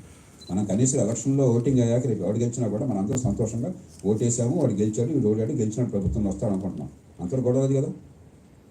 అమెరికాలో ఓడిపోయిన వాడంతా అందరినీ సమీకరించి నీవు ఓడిపోలేదు, గెలిచారు, రోజు అబద్ధాలు ఆడుతున్నాడు. చాలామంది వాడి మాటలు నమ్ముతున్నారు. దేశం అల్లకల్లోనూ. కాబట్టి every democracy requires constant rejuvenation, constant effort to make the parties think better, act better, to make citizens think and rise with voice when somebody is acting so funnily like Donald Trump is. There is no other substitute, because power will always be abused. అది human nature. మనం నిలబడకపోతే, మన గొంతు ఇప్పకపోతే, మనం ఉన్నామని చెప్పిన భయం వాడికి లేకపోతే, why will power not be abused? ఇంచేత don't despair about democracy despite all the distortions. డెమోక్రసీలో చాలా మంచి కూడా జరుగుతుంది ఈ దేశం. ఈ దేశంలో డెమోక్రసీలో ఉన్న తప్పులని నేను బయట పెట్టినంత ఇంకెవరో బయట పెట్టాలి. కాబట్టి నాకేమీ భ్రమలు లేవు. కానీ how do you think you got linguistic reorganisation of states in India? 22 భాషలు ఉంటే ఎంత సామరస్యంగా మనం బతకగలుగుతున్నాం. ప్రపంచంలో ఏ దేశంలో ఇది సాధ్యం కదా, వాళ్ళు అసలు ఊహించలేరు. ఇది 2 భాషలు ఉంటే కన్నుకు వస్తున్నారు ఆ దేశాల్లో. శ్రీలంకలో 2 భాషలు ఉంటే 30 ఏళ్ల పాటు నరమేధం కొనసాగింది. పాకిస్తాన్ 2 ముక్కలైంది 2 భాషల కారణంగా, 2 సంస్కృతుల కారణంగా. బెల్జియం లాంటి దేశాల్లో 2 భాషలు ఉంటే ప్రభుత్వం ఏర్పాటు చేయడం సాధ్యం కాకుండా పోతుంది. ఎలక్షన్ అయ్యాక సంవత్సరం నెలల పాటు బెల్జియం గోచిపాతంత దేశం అది. ఆ దేశంలో కూడా ప్రభుత్వం ఏర్పాటు సాధ్యం కావట్లేదు. One of the richest countries. ఏం ఉపయోగం? Look at India. ఇంత డైవర్సిటీతో ఎంత పీస్ సాధించాం మనం, ఎంత సామరస్యాన్ని సాధించాం. కాబట్టి don't underestimate the fruits of democracy, but a lot more needs to be done. There are many things wrong. అది మోర్ బ్యాలెన్స్డ్ అప్రిసియేషన్. అంతేగాని విషయం అర్థం చేసుకోకుండా డెమోక్రసీని తిట్టడము, ఎలక్షన్లను తిట్టడము, పాలిటిక్స్ని తిట్టడము అది ఫ్యాషనబుల్గా అనుకుంటే we become part of the problem. We must become part of the solution. Okay, next. ఎవరో somebody must coordinate. అమ్మా, you decide who is the person. Good afternoon sir. ఆడపిల్లలకి ఎవరు ఛాన్స్ ఇవ్వట్లేదు మీరు. ముందు ఫస్ట్ అమ్మా మీరు తర్వాత వస్తాను. Sir, I have a question. So you said that India, the voting in India, 60% of the people are voting. 65 on average. And in India, the youth population is more compared to other countries. So our rate పెంచడానికి government engineering colleges కి వచ్చి campaigning చేయొచ్చు కదా. So why is that not happening? అంటే to be fair అమ్మా, election commission మీద వాళ్ళు ప్రయత్నాలు చేస్తున్నారు. అడ్వర్టైజ్మెంట్స్ ఇస్తున్నారు, ఎండాస్ చేయిస్తున్నారు, ఆన్లైన్ పెట్టారు మీ అందరికి ఈజీ చేయడం కోసం. మనం కూడా మీరు ఇవాళ ఎఫర్ట్ పెట్టారని చెప్పంటే మీ స్టూడెంట్ లీడర్స్ అంతా యూ ఆల్ థాట్ కొంచెం అవేర్నెస్ తీసుకురావాలి, మన వాళ్ళు కొంచెం ఇన్వాల్వ్ చేయాలి, ఎక్కువ మంది ఓటర్లు నమోదు కావాలా, ఓటు వేసేట్టు చూడాలని చెప్పాను. So that effort is going on. Maybe we can do more. కానీ మనకేంటంటే సమస్య ఎలక్ట్రల్ సిస్టమ్. మన ఎలక్ట్రల్ సిస్టమ్ ఉన్న దేశాలన్నింటిలో కూడా ఓటింగ్ శాతం తక్కువ ఉంటుంది. It's called first past the post system. అంటే 4 రేసులో ఉంటే ఆ గీత ఎవడు ముందు దాటితే వాడు ఫస్ట్, రెండో వాడికి ఏం లేదు, అసలు స్పేస్ లేదు అక్కడ. విన్నర్ టేక్ ఆల్ సిస్టమ్ అది. ఇలాంటి సిస్టంలో చాలామందికి మన భావాలకు తగినట్టుగా క్యాండిడేట్స్ కానీ పార్టీస్ కానీ కనిపించాలి. ఈ సిస్టంలో సాధారణంగా ఏంటంటే we're not choosing the best, we're choosing the second worst. అక్కడ 2 క్యాండిడేట్స్ ప్రధానంగా ఉంటే ఇద్దరిలో మరీ చండాలంగానే వాడు ఎవడో వెతుకుంటున్నాం మనం. It's a tactical voting. ఇక్కడే కాదు, Britain, America, other countries which follow this system, that's what they do. అలాంటి సిస్టమ్స్లో ఏంటంటే చాలామంది ఓటర్స్ డిస్సాటిస్ఫైడ్గా ఉంటారు. ఇగ్నోరెన్స్, యాక్సెస్ లేకపోవటమే కాకుండా డిస్సాటిస్ఫైడ్గా ఉంటారు. కాబట్టి వాళ్ళు ఓటు వేయాలని మనస్కరించరు. కానీ ఆల్టర్నేటివ్ వేరే సిస్టమ్స్ ఉన్న చోట, ఆస్ట్రేలియా ఉన్నప్పుడు ఆల్టర్నేటివ్ ఓటింగ్ సిస్టమ్ అంటారు. మీకు ఏకి ఓటు వేయచ్చు, ర్యాంక్ ఇవ్వచ్చు. మీరు ఏ ఎన్నిక కాకపోతే బీకి ర్యాంక్ ఇవ్వచ్చు, బి కాకపోతే సికి ర్యాంక్ ఇవ్వచ్చు. ఆల్టర్నేటివ్ ఓటింగ్ అంచేత you know for sure that the person you have chosen is going to be elected. అట్లాగే ప్రపోర్షనల్ రిప్రజెంటేషన్. మీ భావజాలాన్ని బట్టి, మీ ఆలోచనని బట్టి దాన్ని గొంతునిచ్చేటువంటి పార్టీ ఒకటి ఉంటుంది. మీరు 10% ఉండొచ్చు. ఆ 10% రేపొద్దున రీజనబుల్ ఆర్గ్యుమెంట్ అయితే 30% అవడానికి అవకాశం ఉంటుంది. మన దేశంలో దానికి క్రష్ అయిపోతుంది. ఇప్పుడు ఉదాహరణకి తెలంగాణలో ఎన్నికల్లో పోటీ జరుగుతోంది. నెంబర్ 1 ప్లేస్కి కాదు, నెంబర్ 2 ప్లేస్. ఎందుకంటే నెంబర్ 3 ప్లేస్కి వెళ్తే ఆ పార్టీ మునిగిపోతుంది. ప్రతిపక్షంలో ఉన్నటువంటి కాంగ్రెస్ కానీ బీజేపీ కానీ వాటిలో ఎవరు నెంబర్ 3కి వెళ్తే ఆ పార్టీ మునిగిపోతుంది. ఎందుకంటే మన ఎన్నికల్లో 3వ పార్టీకి ఛాన్స్ లేదు. అలా కాకుండా ప్రపోర్షనల్ సిస్టమ్ ఉందనుకోండి, మీ భావజాలాన్ని బట్టి అందరికీ మీ ఓట్ల షేర్ని బట్టి సీట్లు ఉన్నాయనుకోండి, మీ గొంతు వినపడుతుంది. There is greater harmony, more people are likely to vote. Proportional system ఉన్న చోట సాధారణంగా ఒక 15-20% ఎప్పుడు ఓటింగ్ ఎక్కువ ఉంటుంది. Also there is greater harmony because your voice is heard. Take Germany, very very calm and quiet and very civilized elections and civilized conduct after elections. Oftentimes, 2 major opponents, they come together to form a government. They negotiate, they come to a reasonable understanding, a compromise, and then they set out to do it. And there is never any discord. Angela Merkel, ఈ మధ్య దాకా German ఛాన్సలర్గా ఉంది. ఆ పేరు ఉన్నారు మీరు? She was chancellor of Germany for a long time, very successful chancellor. ఆవిడ పదవి విరమణ చేస్తున్నప్పుడు ఇప్పుడున్న ఛాన్సలర్, కొత్త ఛాన్సలర్ చూడరు అనుకుంటాను. ఆ పార్లమెంట్లో చూస్తుంటే అది ఈవెంట్ నాకు ఎంత మనసుకు సంతోషం కలిగిందో. Outgoing Prime Minister addressed the Parliament after the new government was elected. Her party lost the election. She decided to retire even before the election. And incoming Prime Minister gave her a bouquet, publicly honored her, praised her and said, "We will continue her legacy." అది civilisation అయ్యా, అది sensible politics. అంతేగాని బస్తీ మీద సవాల్, నీ మొఖం నేను చూడను, నువ్వు వస్తే నీ బట్టలు ఇప్పించేస్తా, నేను జైల్లో తోయించేస్తా, ఇది డెమోక్రసీ కాదు, ఇది పాలిటిక్స్ కాదు. Politics is about civilized debate. When there is a disagreement, we discuss, we debate. Either we compromise, come to the middle path, or somebody prevails because of better logic and better evidence persuading the majority of people. Politics is not a war. Politics has nothing to do with the people. Nothing to do with issues. It's about personal power, feudal fiefdoms. అందుకనే జీవనమరణ సమస్య. అధికారం లేకపోతే చావడమైనా మెరుగు. చాలామంది మన నాయకులు అనబడేవాళ్ళు అధికారం పోవడం కంటే చావుని ఆహ్వానిస్తారు. ఆ స్థితిని తీసుకొచ్చాము. దాన్ని మార్చాలంటే again people like you a little more thoughtful, understand a little more about vote and democracy and the way systems operate, history of democracies across the world, evolution of democracies. How do we make it better? What are the reasons why there is certain failing? And how can we set it right? ఇందాక education అనుకున్నాం. Similarly, in every area, there are ways of addressing the challenges. ఇవన్నీ intractable కాదు. మీరంతా కూడా students of mathematics and physics and engineering. What are engineering principle of levers? It's about logic, it's application of mind, finding a solution to solve a problem. Democracy కూడా అంతే. The basic approach is the same. మనము మన ఫ్యాక్టరీల్లో, మన ఆఫీసుల్లో ఆ బుర్ర పెడుతున్నాం, సిటిజన్స్ ఆ బుర్ర పక్కన పెట్టేస్తున్నాం, పిల్లలాగా ప్రవర్తిస్తున్నాం, డెమోక్రసీ తిట్టేస్తున్నాం, అది పరిష్కారం అనుకుంటున్నాం, మనం గొప్పవాళ్ళు అనుకుంటున్నాం. It's absolutely an insane way of looking at things. We have to be part of the solution. మేము ఎంపీలు నా దగ్గర, I probably brought about more changes than any elected government in this country. Through sheer persuasion, credibility, consistent struggle and long-term struggle, and picking up the right issues with a sense of perspective, what matters, what does not, and why. And having a non-judgmental input, non-partisan approach, but fiercely dedicated to the goals. అంటే ఏమిటి సాధ్యం? In a country of this magnitude, 140 crore population, 143 crore population, this diversity, it is still possible. It's not easy. I'm not saying you can do it easily, no, but it's possible. Who said democracy is easy? There are ways of doing it. First, do we understand? Do we care to learn a little bit with humility?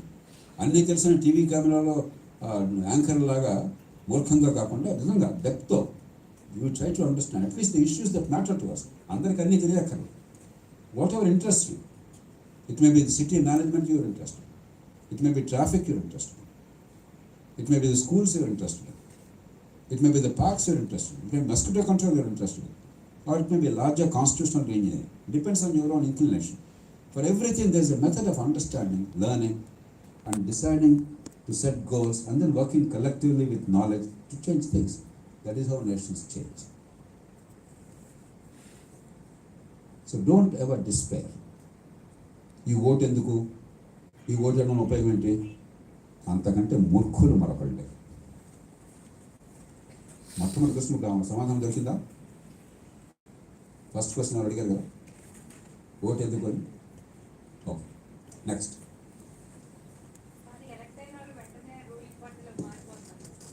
That's a problem, Tali. Let's figure out how to do it. I'll come to you. First, that young lady. Amma. Good afternoon, sir. Sir, my question is, what is the role of nota in voting? So, is it equivalent to not voting at all? No, not at all. Nota has only one value. You are recording your protest in a positive way. Not voting is an act of passiveness. It's an active one. Notak, it has no value in terms of counting. So the numbers will be there. It does not affect the outcome of the election.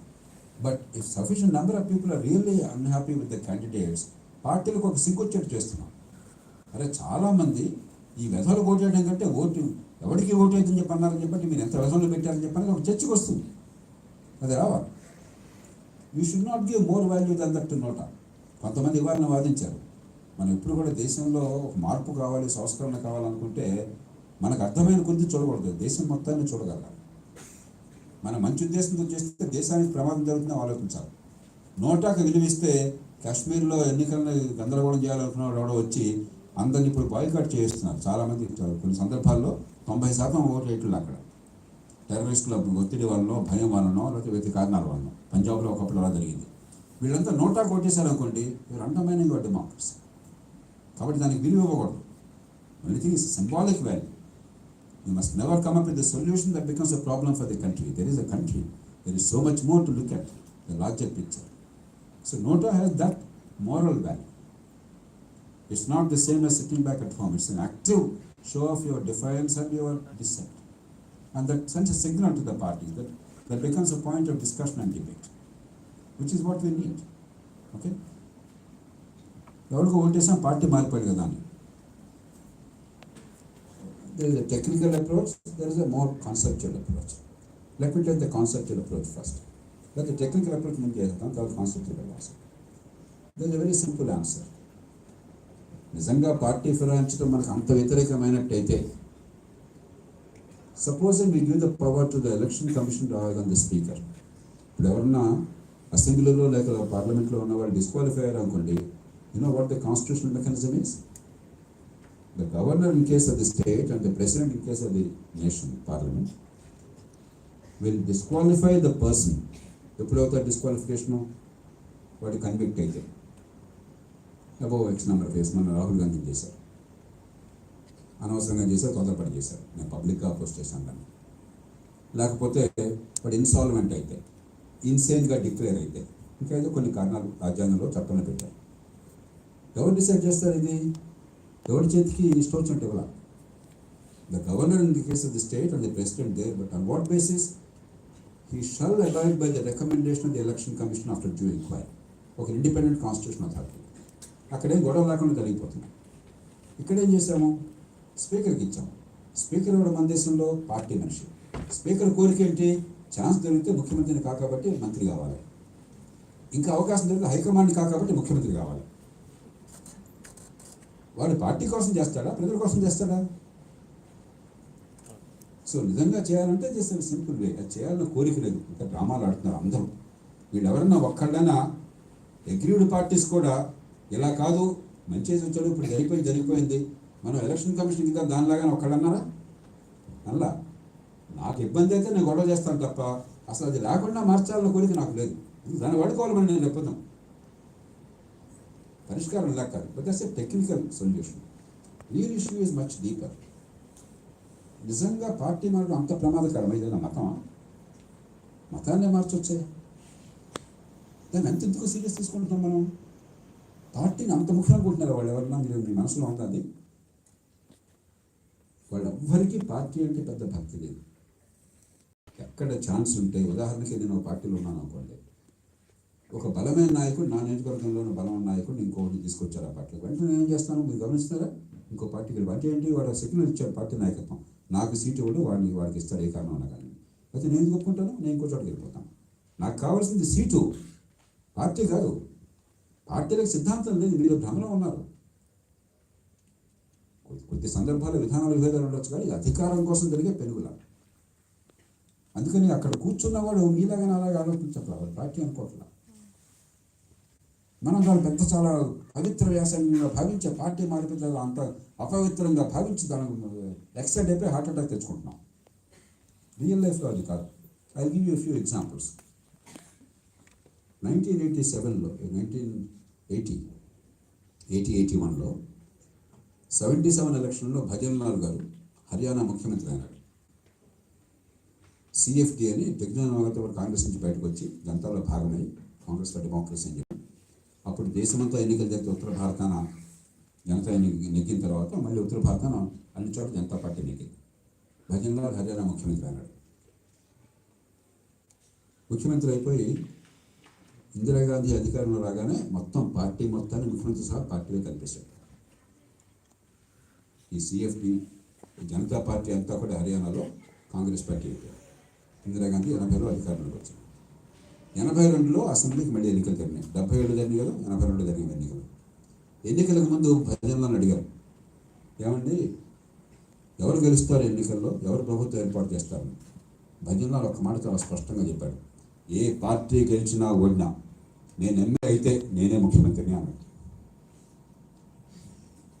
ఆయన party ఓడిపోయింది, Congress party ఓడిపోయింది. ప్రతిపక్ష పార్టీకి స్పష్టమైన majority వల్ల కానీ ఎక్కువ సీట్లు వచ్చాయి. ప్రతిపక్ష పార్టీ నాయకుడు దేవీలా తపాసే అని ఒక ఆయన గవర్నర్ అప్పుడు హర్యానా. తపాసే ఓడిపోయినటువంటి ముఖ్యమంత్రిని మళ్ళీ ముఖ్యమంత్రిని నియమించాడు. మర్నాడికి మొత్తం పార్టీ మారిపోయాడు. గుజరాత్లో 75లో మీరు ఎవరికి టీచర్లు కూడా తెలుసు ఉండదు, మీరంతా చిన్నపిల్లలు. 75లో మొరార్జీ దేశాయ్ గారు గుజరాత్లో అవినీతి ప్రభుత్వం అని చెప్పని ఆ ప్రభుత్వాన్ని రద్దు చేయాలా, శాసనసభను ఎన్నికలు జరపాలని చెప్పి ఆమరణ నిరాకరించుకున్నాడు. Morarji Bhai was man of great stature. ఆయన ఆమరణ నిరాకరించు చెప్పంటే చచ్చిపోతాడు ఆయన, మిగతా వాళ్ళకి దొంగ నిరాకరించ కాదని. అందుకని ఇందిరాగాంధీ భయపడి ఆయన స్థాయి ఉంది కాబట్టి she had to dismiss the assembly. గుజరాత్లో ఎన్నికలు జరిగినాయి, కాంగ్రెస్ ఓడిపోయింది.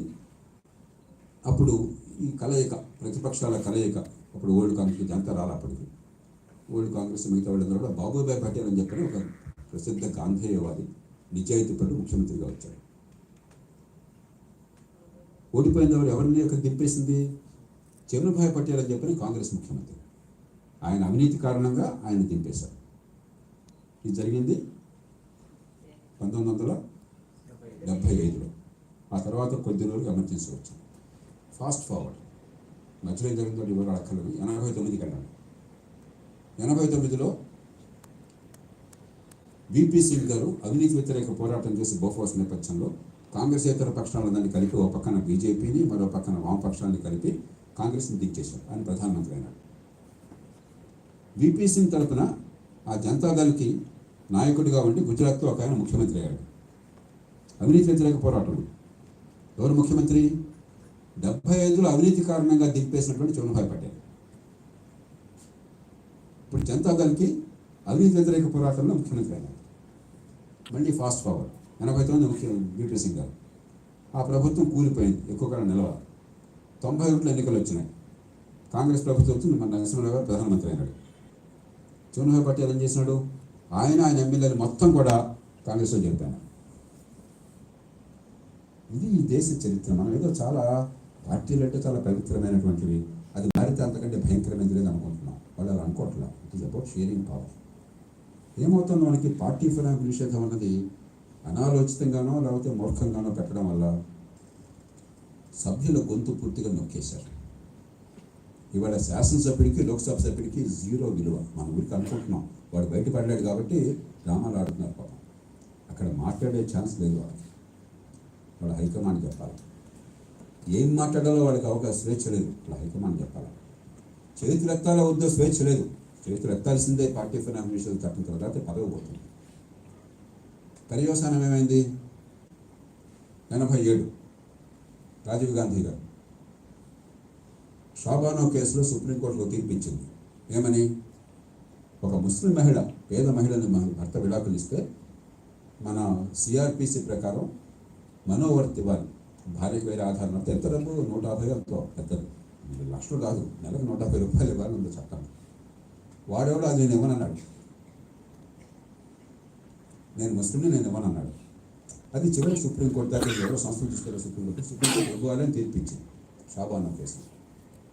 వెంటనే మత ఛాందస్ అంతా కూడా మా మతం అంతా ప్రమాదంలో పడిందని గౌరవ చేశారు. రాజీవ్ గాంధీ గారు భయపడిపోయాడు. ముస్లిం విమెన్స్ బిల్లు తీసుకొచ్చాడు. ఎందుకు బిల్లు? ఎంత పేద మహిళ అయినా సరే విడాకులు పొందాక ముస్లిం మహిళకి భర్త భరణం ఇవ్వక్కర్లేదని చట్టం. చాలామంది కాంగ్రెస్లో ఉన్న ముస్లిం నాయకులు వ్యతిరేకించారు. చాలా తప్పిది. ముస్లిం నాయకులు ఆధునికీకరణ కావాలి, మహిళా హక్కుల్ని పెంచాలి, అంతేగాని ఛాన్స్ కూడా ఇంకపోవటం అంటే ఇప్పుడు ఇవాళ కేరళ గవర్నర్ ఉన్న ఆరిఫ్ మొహమ్మద్ ఖాన్ ఆనాటి హోంమంత్రి, junior minister of home, young MP, highly competent, very reputed and honest man. ఆయన రాజీనామా చేశాడు ఈ విషయంలో. ఆయన రాజకీయ జీవితాన్ని సమాధి చేసుకున్నాడు ఒక సిద్ధాంతంలో. పార్టీ మాట అంటలేదని చెప్పారు. ఎందరో ఎంపీలకు ఇష్టం లేదు, కానీ గతి లేక ఈ పార్టీ ఫిరాయింపు నిషేధం ఉంది కాబట్టి, పార్టీ చెప్పిన దానికి వ్యతిరేకంగా ఓటేస్తే వాళ్ళ పదవి పోతుంది కాబట్టి చేతులెత్తాల్సి వచ్చింది. ఆ తర్వాత దేశంలో జరిగిన పరిణామాలన్నీ దాని పర్యవసానం. అది జరగగానే ప్రజల్లో చాలా వ్యతిరేకత వచ్చింది. రాజీవ్ గాంధీ గారికి భయం వచ్చింది. అప్పటిదాకా ఎవరు పట్టించుకోకుండా ఈ గేటుకు తాళం వేశారు అయోధ్యలో రామ మందిరం పేరుతో ఉందని కోర్టు కేసులో. రాజీవ్ గాంధీ గారు దాన్ని తెరిపించారు. ఎందుకంటే వాళ్ళకి సమర్థించేసరికి వీళ్ళు వ్యతిరేకించారు కదా, వెళ్ళినప్పుడు రాబట్టుకోవాలి. తన హోంమంత్రిని అక్కడ శిలాన్యాసం చేయించాడు పోయి అక్కడ. ఆనాడు హోంమంత్రి బోటా సింగ్ వెళ్ళి అక్కడ రామాలయాన్ని శంకుస్థాపన చేశారు. ప్రధానమంత్రి గారు 89 ఎలక్షన్లో అక్కడి నుంచి ఎన్నికల ప్రచారాన్ని ప్రారంభించారు. వాళ్ళని చేస్తే బీజేపీ ఎందుకు కోరుకుంటుంది? హిందుత్వం వీళ్ళ జెండా కదా.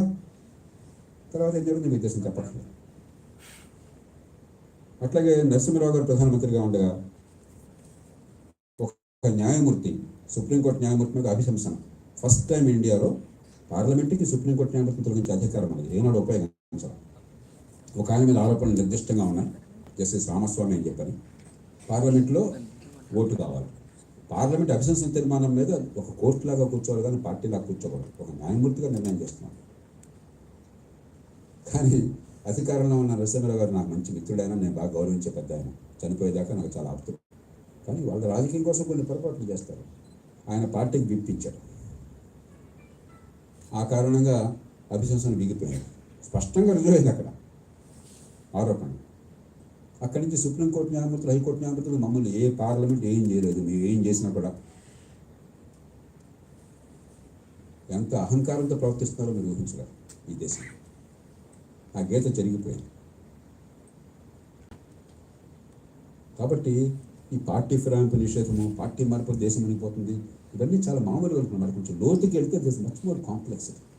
మన తరపున ఎన్నికైన సభ్యుడి గొంతు మనం నొక్కేస్తే, ఆ పార్టీ నాయకుడు పూర్తిగా శాసించి బానిసగా మారిస్తే ఇంకా ప్రజాస్వామ్యం ఉంది. అసలు పార్లమెంట్ ఎందుకండి? ఆఫ్ఘనిస్తాన్ ఏం జరుగుతుందో తెలుసా? లోయజర్గా అంటారు. ఆ ట్రైబల్ నాయకులు, ట్రెడిషనల్ ట్రైబల్ నాయకులు వచ్చి కూర్చుంటారు. వాడు ఏం చెప్తే అదే రాజ్యం. ఎలక్షన్ పార్లమెంట్ అన్న కాన్సెప్ట్ లేదు. ఒకసారి పెట్టారు, ఫెయిల్ అయిపోయాం. మనం కూడా అది నేర్చుకొని గొడవకి ఎందుకు? రాహుల్ గాంధీ గారు 43 నా నంబరు, మోదీ గారు వెళ్ళిపోయి నా 310 ఎంత నంబర్, నా నంబర్ 310, ఇంకొకటి 73. అర్థమెటికే కదా. గొడవ ఎందుకు? ఇంకా చర్చ ఎందుకు? పార్లమెంట్ డ్రామా ఎందుకు అసలు? అంతా డ్రామా తప్ప ఏముంది దీనిలో? Today legislatures are drama. There nothing there. There is no legislation. That is not what democracy intended. మనం అనుకుంటున్నాం పార్టీ ఫిరాయింపు అంటే చాలా భయంకరమైన నేరము, అంతకంటే అపవిత్రమైనది లేదు, దీన్ని గట్టిగా ఆదుకుంటే ప్రపంచంతో బాగుపడిపోతుంది. ఏం కదా, అమల్లో ఉండదు. There are much deeper issues. Next sir, single criminal case ఉన్న గవర్నమెంట్ జాబ్స్కి అలో చేయరు. అలాంటిది పొలిటీషియన్స్ మీద 100 క్రిమినల్ కేసెస్ ఉన్న ఎలక్షన్ కమిషన్ ఎందుకు వాళ్ళని అలో చేస్తుంది? నాన్న, ఎవరు పోటీ చేయడానికి ఒక చట్టం అన్నది. సెక్షన్ 8 అది ఆర్పీ యాక్ట్ అంటారు, రిప్రజెంటేషన్ పీపుల్ యాక్ట్ అని సెక్షన్ 8. దానిలో ఏ నేరాల కింద శిక్ష పడితే అనర్హుడు అని చెప్పి నిర్ణయించారు. కానీ నేరారోపణ జరుగుతుంటే శిక్ష లేదు, అనర్హత లేదు. అందుకనే నేను మొట్టమొదటి చేపట్టిన పెద్ద ఉద్యమం ఈ దేశంలో నేరచరిత్ర వాళ్ళని బయట పెట్టడం. ఆనాటి ఉమ్మడి ఆంధ్రప్రదేశ్లో చాలా పెద్ద ఎత్తున ఒక ఉద్యమాన్ని ప్రతి ఇంటికి లాస్ట్ హౌస్ కూడా తీసుకెళ్ళి 42 పోటీ చేస్తున్న వాళ్ళు, చాలా మహామహులు, వాళ్ళు మామూలు వాళ్ళు కాదు, ఎంపీలు, ఎమ్మెల్యేలు, మంత్రులు, చాలా బలమైన వాళ్ళు, వెనకాల పెద్ద నేరచరిత్ర ఉన్నవాళ్ళు, వీళ్ళందరి పేర్లు కూడా బయట పెడితే దేశం అంతా నిర్ఘాంతపోయింది.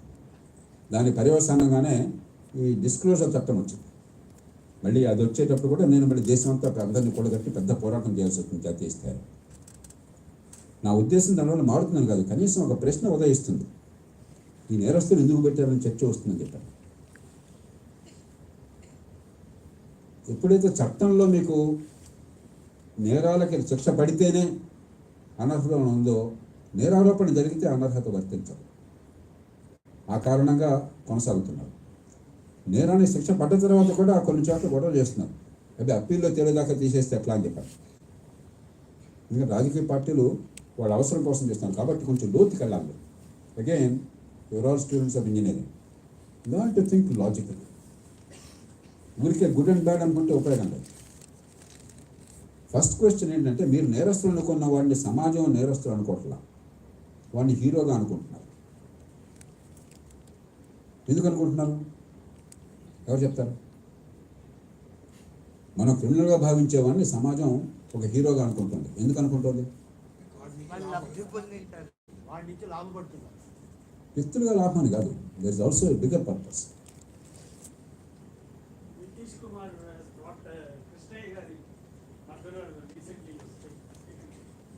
సో ఎందుకు వాడిని ఎందుకు హీరోగా అనుకుంటుంది సమాజం? వాళ్ళు చేసింది తప్పు కాదు అనుకుంటున్నారు. న్యాయం దొరకని సమాజంలో మీకు ఏమైనా సమస్య వచ్చిందనుకోండి, ఎవరిని మేమే దాడి చేశారు, మీ ఆస్తిని కొట్టే ప్రయత్నం చేస్తున్నారు, మీకు డబ్బిచ్చి మీరు డబ్బిస్తే తిరిగి ఇవ్వట్లేదు. ఈ దేశంలో కోర్టుకు పోతే న్యాయం జరుగుతుంది, మీలో ఒక్కరికన్నా నమ్మకం ఉందా? వాడు కండబలంతో బండ న్యాయం అందించే ప్రయత్నం చేస్తున్నాడు. అవసరం వస్తే అన్న నువ్వు చూడని చెప్తున్నాం మనం. కాబట్టి సమాజం అనుకుంటుంది వాడిని హీరో అనుకుంటాను. అప్రకటిత న్యాయమూర్తి అనుకో, అన్డిక్లేర్డ్ జడ్జి వాడు. కాబట్టి వాడి ప్రభావం పోవాలంటే ముందు న్యాయం సులభంగా, సమర్థంగా, వేగంగా, ఖర్చు లేకుండా అందే ఏర్పాటు చేయాలి. ఈ దేశంలో ఇప్పటికి కూడా ఆ ప్రయత్నం ఇంత కూడా జరగదు. రెండో క్వశ్చన్, సరే వాడు నేరస్తులు హీరోగా చరమణి అవుతున్నాడు, మరి వాడు పాలిటిక్స్ కింద రావాలా? పాలిటిక్స్ లేకపోతే మనం పట్టించుకోకూడదు. అక్కడ రాగానే మనంతా నేర చర్చలు గొడవ పెడుతుంటాం. ఎందుకు రావాలో వాడు? ఎవరు చెప్తారు? ఏమండి? అధికారం వాడికి ఉపయోగం ఉంది, బయట అధికారం ఉంది, వాడికి డబ్బు సంపాదించాడు, వెనకాల ఆర్గనైజేషన్ ఉంది, డబ్బు ఉంది, 10 మంది వాడు వెనకాల ఉన్నారు. వాడు పాలిటిక్స్ వచ్చి తిట్టింటారు ఆ రోజు. ఏమా? చట్టం చేతిలో తీసుకోవడానికి. నేరస్తుడు చట్టానికి భయపడాలి. వాడు రాజకీయంలోకి వస్తే చట్టం వాడిని చూసి భయపడతాం. ఎందుకని పోలీస్ యంత్రాంగం మొత్తం వాడి చేతిలో ఉంది. నేర పరిశోధన ఎవరు చేయాలో, ఎవరు వాడిని ఎదురు చేయాలో వాడి వీడి చేతిలో ఉంటున్నాడు. అది మన తప్పు. ఈ దేశంలో ఉంది, ఇంకా ఇతర దేశాలు లేదు. డొనాల్డ్ ట్రంప్ ఎంత పెద్దవాడైనా కూడా వాడు చట్టాన్ని శాసించలేడు ఆ దేశం. బ్రిటన్లో రిషి సునాక్ ఎంత గొప్పవాడైనా ఒక ప్రధానమంత్రిని కూడా చట్టం ఆయన చేతుల్లో మన మాట ఉంది. దానికి ఏర్పాటు జరిగిన independent crime investigation, independent prosecution. ఈ దేశంలో ఎఫ్ఐఆర్ నమోదు చేయడం దగ్గర నుంచి, సాక్ష్యాల సేకరణ దగ్గర నుంచి, ఎస్ఐ పోస్టింగ్ దగ్గర నుంచి అన్నీ ఎమ్మెల్యే గారి చేతుల్లో పెట్టేశాం. So have a system of rule of law. అప్పుడు వీడు దానిలోకి రాడు. మూడో క్వశ్చన్, మరి అలాంటి వాడిని ఎందుకు క్యాండిడేట్లుగా పెడుతున్నారు ఈ పార్టీలు? వీళ్ళతో దుర్మార్గులా? వీళ్ళు దేశద్రోహుల? మన్మోహన్ సింగ్ దేశద్రోహ, సోనియా గాంధీ దేశద్రోహ, నరేంద్ర మోదీ దేశద్రోహ కాదే? ఏం కారణం? వాడు గెలుస్తాడు. మన ఎన్నికల వ్యవస్థలో మీ దగ్గర డబ్బు ఉంటే 100 మంది మీ వెనకాల వస్తాదులు గట్టిగా పనిచేసేవాళ్ళు, అన్నా నువ్వు ఏం చెప్తే చేస్తాననేవాడు ఉంటే, నువ్వేదో కులం నాయకుడిగా చలామణి అయితే, రాజకీయాల్లోకి వచ్చిన ప్రతి నేరస్తుడు ఒక కులానికో, కొన్ని సందర్భాల్లో మతానికో నాయకుడిగా వచ్చాడు, కానీ వ్యక్తిగా రాలా. ఆ బ్రాండ్ ఎంచుకున్నాడు ముందు. ఈ 3 ఉంటే వాడి గెలిపే అవకాశాలు చాలా ఎక్కువ. ఎన్నికల వ్యవస్థ చాలా లోపభూయిష్టమైనది. ఎన్నికల్లో పోటీ చేసే పార్టీలకు గెలుపు కావాలి. అప్పుడు మీరు ఎన్ని చెప్పినా కూడా గెలుపు కావాలి. అక్కడ ఎన్నికల్లో ఒక ఓట్లు ఎక్కువ సాధించి గెలిచేవాడు కావాలి. నాకు సిద్ధాంతానికి పోలిపోతే నాకు లాభం ఏంటి? కాబట్టి పార్టీ నాయకులకి వాళ్ళకి ఇష్టం లేకపోయినా కూడా అనివార్యం అయిపోయింది, లేకపోతే ఓటమి చవి చూడాలి. ఎన్నికల వ్యవస్థను మార్చాలి మనం. నిరర్ధకమైన వ్యవస్థను బట్టి అలాగే నడిపిస్తున్నాం. 4వది, అలా పోటీ చేసే వాళ్ళకి జనం ఓట్లు వేస్తున్నారు. చాలా సందర్భాల్లో ఒక మర్యాదస్తులు అక్కడ పోటీ చేస్తే వాళ్ళు ఓడిపోయిన సందర్భాలు ఉన్నాయి. అదే నియోజకవర్గంలో గోండా పోటీ చేస్తే గెలిచిన సందర్భాలు ఉన్నాయి. ఎందుకని? ఏమా? భయంతో కాదు, అది అనుకుంటారు కానీ నాట్ అట్ ఆల్ ట్రూ. ఇండియాలో భయం వల్ల ఓటు అనేది చాలా తక్కువ. మన ఓటు మూర్ఖంగా వేసినా కూడా స్వచ్ఛందంగానే వేస్తున్నాం. నాకేం అనుమానం లేదు.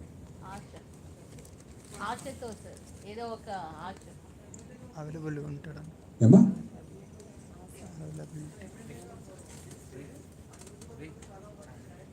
అది వాడు ఏంటంటే, మర్యాదస్తులు మర్యాదగా కనుక ప్రయత్నం చేస్తే ఏ పని జరగని వ్యవస్థ నిర్మాణం చేశాము.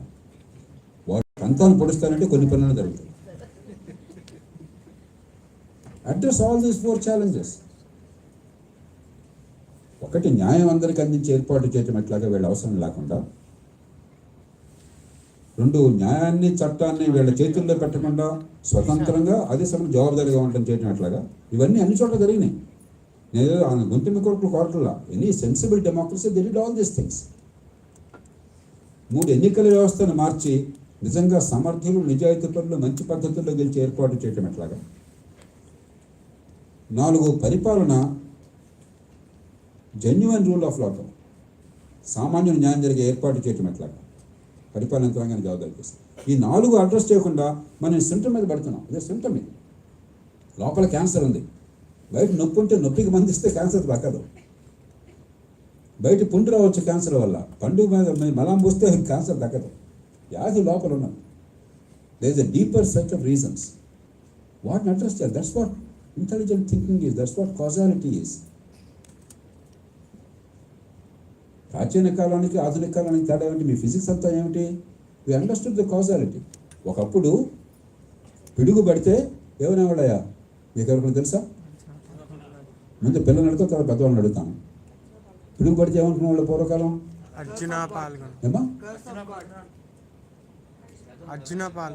అర్జునుడి రథం శీల పడుతుందనేవాళ్ళు.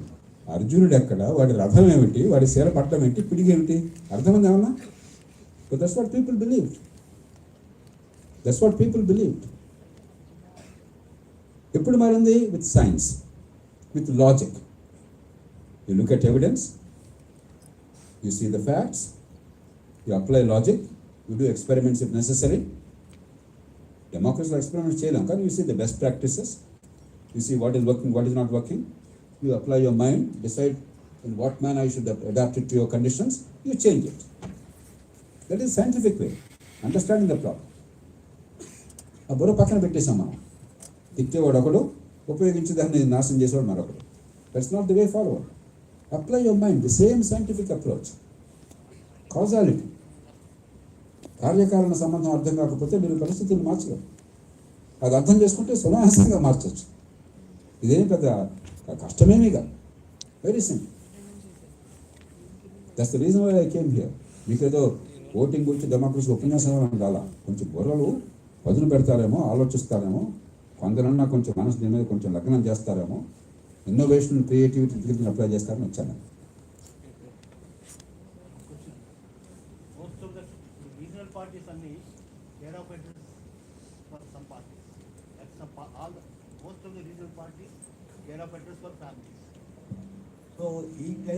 మీరు ఒక రీజనల్ పార్టీస్ ఎందుకు అనుకుంటున్నారు?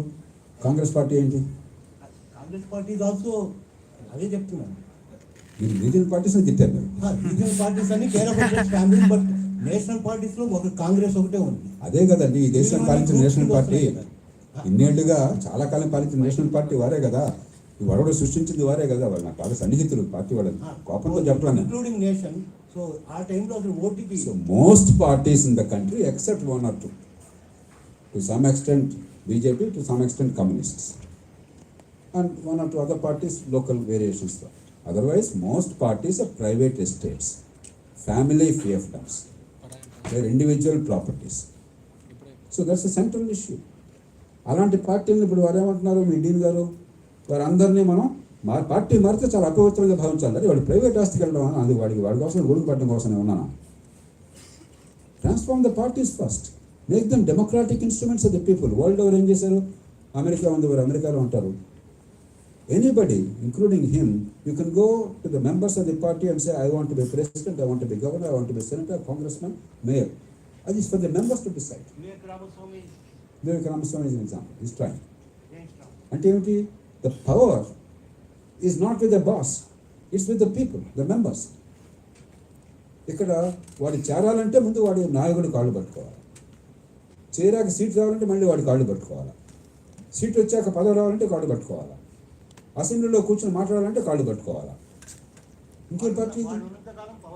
ఎగ్జాక్ట్. కాబట్టి హౌ టు డెమోక్రటైజ్ పార్టీస్. జర్మనీలో ఉదాహరణ, there is a federal law regulating the conduct of political parties. మనం ఈ దేశంలో చేయాలి. నేను 2002లో 21 years అయింది. I monitored the presidential and the parliamentary elections in Kenya. 27 ఏళ్ల తర్వాత డిక్టేటర్షిప్ తర్వాత డెన్ మోయ్ అని చెప్పి he was the dictator of Kenya. బాగా ప్రజల నుంచి ప్రెషర్ వచ్చేసరికి వాడు ఎలక్షన్స్ డిక్లేర్ చేశాడు. And I went as a Commonwealth observer as part of the group. ఆ తర్వాత ప్రెసిడెంట్ అనేవాడు ఉహురు కెన్యాట్టా, ఈ మధ్య president, he appeared before me for instance. I know many of those. Raila Odinga, the man who is fighting the current president, the man who lost the election, he appeared before me at that time. నాకు ఆశ్చర్యం వేస్తుంది ఏంటంటే 27 ఏళ్ళు నియంత్రణతో ఉన్న దేశంలో ఒక నియంతగా కొనసాగిన వాడు, ఇంకా నియంతగా అప్పటిదాకా ఉన్నవాడు, రాష్ట్రపతిగా ఉన్నవాడు కొడుకు ఎంపీగా పోటీ చేయాలంటే వాడికి ఛాన్స్ రాలా. ఎందుకని అక్కడ వాళ్ళు ప్రైమరీ ఎలక్షన్ పెట్టారు, పార్టీ సభ్యులు వాడు ఓటేలా. The president dictator could not make his son the MP candidate of the party.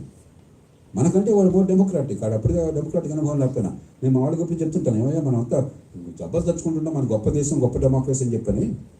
Is there one instance where a party bosses son cannot be a candidate in India because people rejected him. So మనం చాలా నేర్చుకోవాలి, మన అహంకారం కూడదు. కొన్ని బాగా చేస్తున్నాం, I'm proud of them. కొన్నింట్లో మనం చాలా అధమంగా ఉన్నాం, అది కూడా మనం అర్థం చేసుకోవాలి. మేము పెద్దాల్లో గొప్పగా ఉన్నామని మనం ఏదో భ్రమపడకూడదు. You can learn from everybody. Even countries like Kenya which have no democratic experience compare to us. మనం చేయడం దాని గురించి చర్చ లేదు అసలు. So we have to look deeper into what is happening in our country, how to set things out. Okay, last question maybe. ఏం చేద్దాం? Okay, I'll take a round of questions so that I cannot displease everybody, and I'll try to sum up everything. Okay. Okay. అమ్మ మీ దగ్గరికి వస్తాను నేను first. నేను 2 చేతులు ఇచ్చాడు, కొట్టేట్టున్నాడు. తెల్ల చొక్కా ఆయనకి ఉంటే, తర్వాత ఇంకేమంటే ఆయనకి ఇవ్వండి, వారికి ఫస్ట్.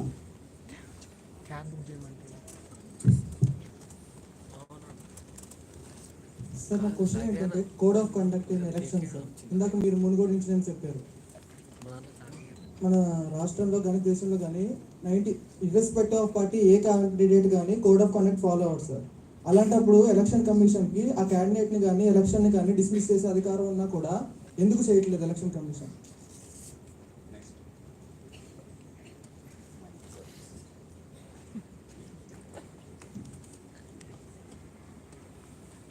సార్ యాక్చువల్గా నోటాకి ఓటేస్తే నోటాకి మెజారిటీ ఆఫ్ ఓట్స్ వచ్చినా కూడా నెక్స్ట్ హైయెస్ట్ పార్టీ రూలింగ్ పార్టీగా అవుతుంది.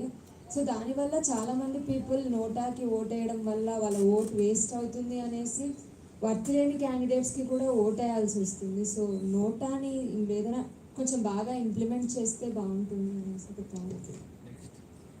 ఇందాక ప్రశ్న మర్చిపోయినా, మొదలడిగి మర్చిపోయినా. సార్ మన దేశంలో irrespective of party A party కార్యకర్త కానీ అభ్యర్థి కానీ కోడ్ ఆఫ్ కండక్ట్ ఫాలో అవ్వరు సార్ ఎలక్షన్ ముందు. Next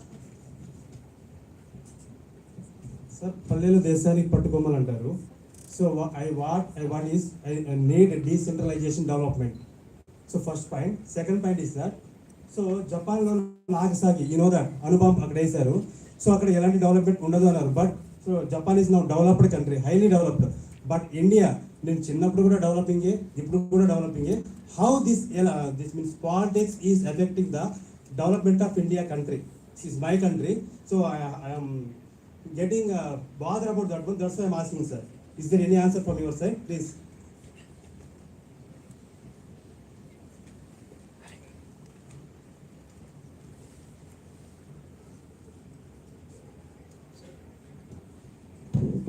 Sir, is genuine elections possible in India? Genuine election, is it possible? Genuine elections possible. Genuine election, okay. Telugu మాట్లాడే ప్రయత్నం చేస్తున్నారు. Hello okay sir, one last question sir. ఇప్పుడు మేము students, మాకు education important అంటున్నారు, vote చేయండి అంటున్నారు. So we should know what is good, what is bad అని. ఇప్పుడు మేము ఎవరికైతే ఓట్ చేస్తున్నామో వాళ్ళకి కూడా ఎడ్యుకేషన్ క్వాలిఫికేషన్ ఉండాలి కదా సార్. ఇప్పుడు మేము ఓట్ చేస్తున్నాం, చదువుకుంటున్నాము, వాళ్ళకి ఎందుకు ఉండకూడదు? కలెక్టర్ ఎగ్జామ్ రాయాలంటే చాలా కావాలంటారు, మరి ఎమ్మెల్యేస్కి వాళ్ళకి ఎందుకు ఏమీ చెక్ చేయట్లేదు క్వాలిఫికేషన్ అనేది? ఓకే నెక్స్ట్ ఇక్కడ అయిపోతే వారికి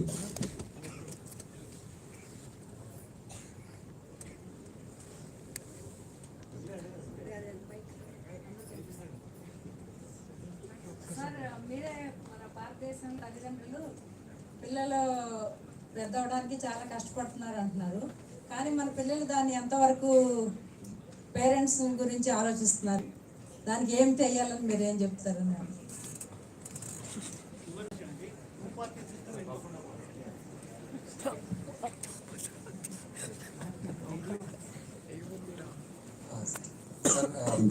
ప్రతి మనిషికి every minute they are thinking about how to earn and how to make their children has to earn more money, but nobody is thinking about the society.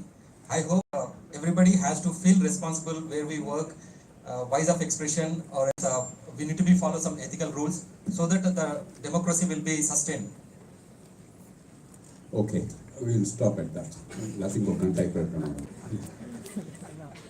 I will be very brief. We'll discuss more in detail. This is just to stimulate the minds a little bit, to think that there's something deeper than what we ordinarily discuss in the drawing rooms.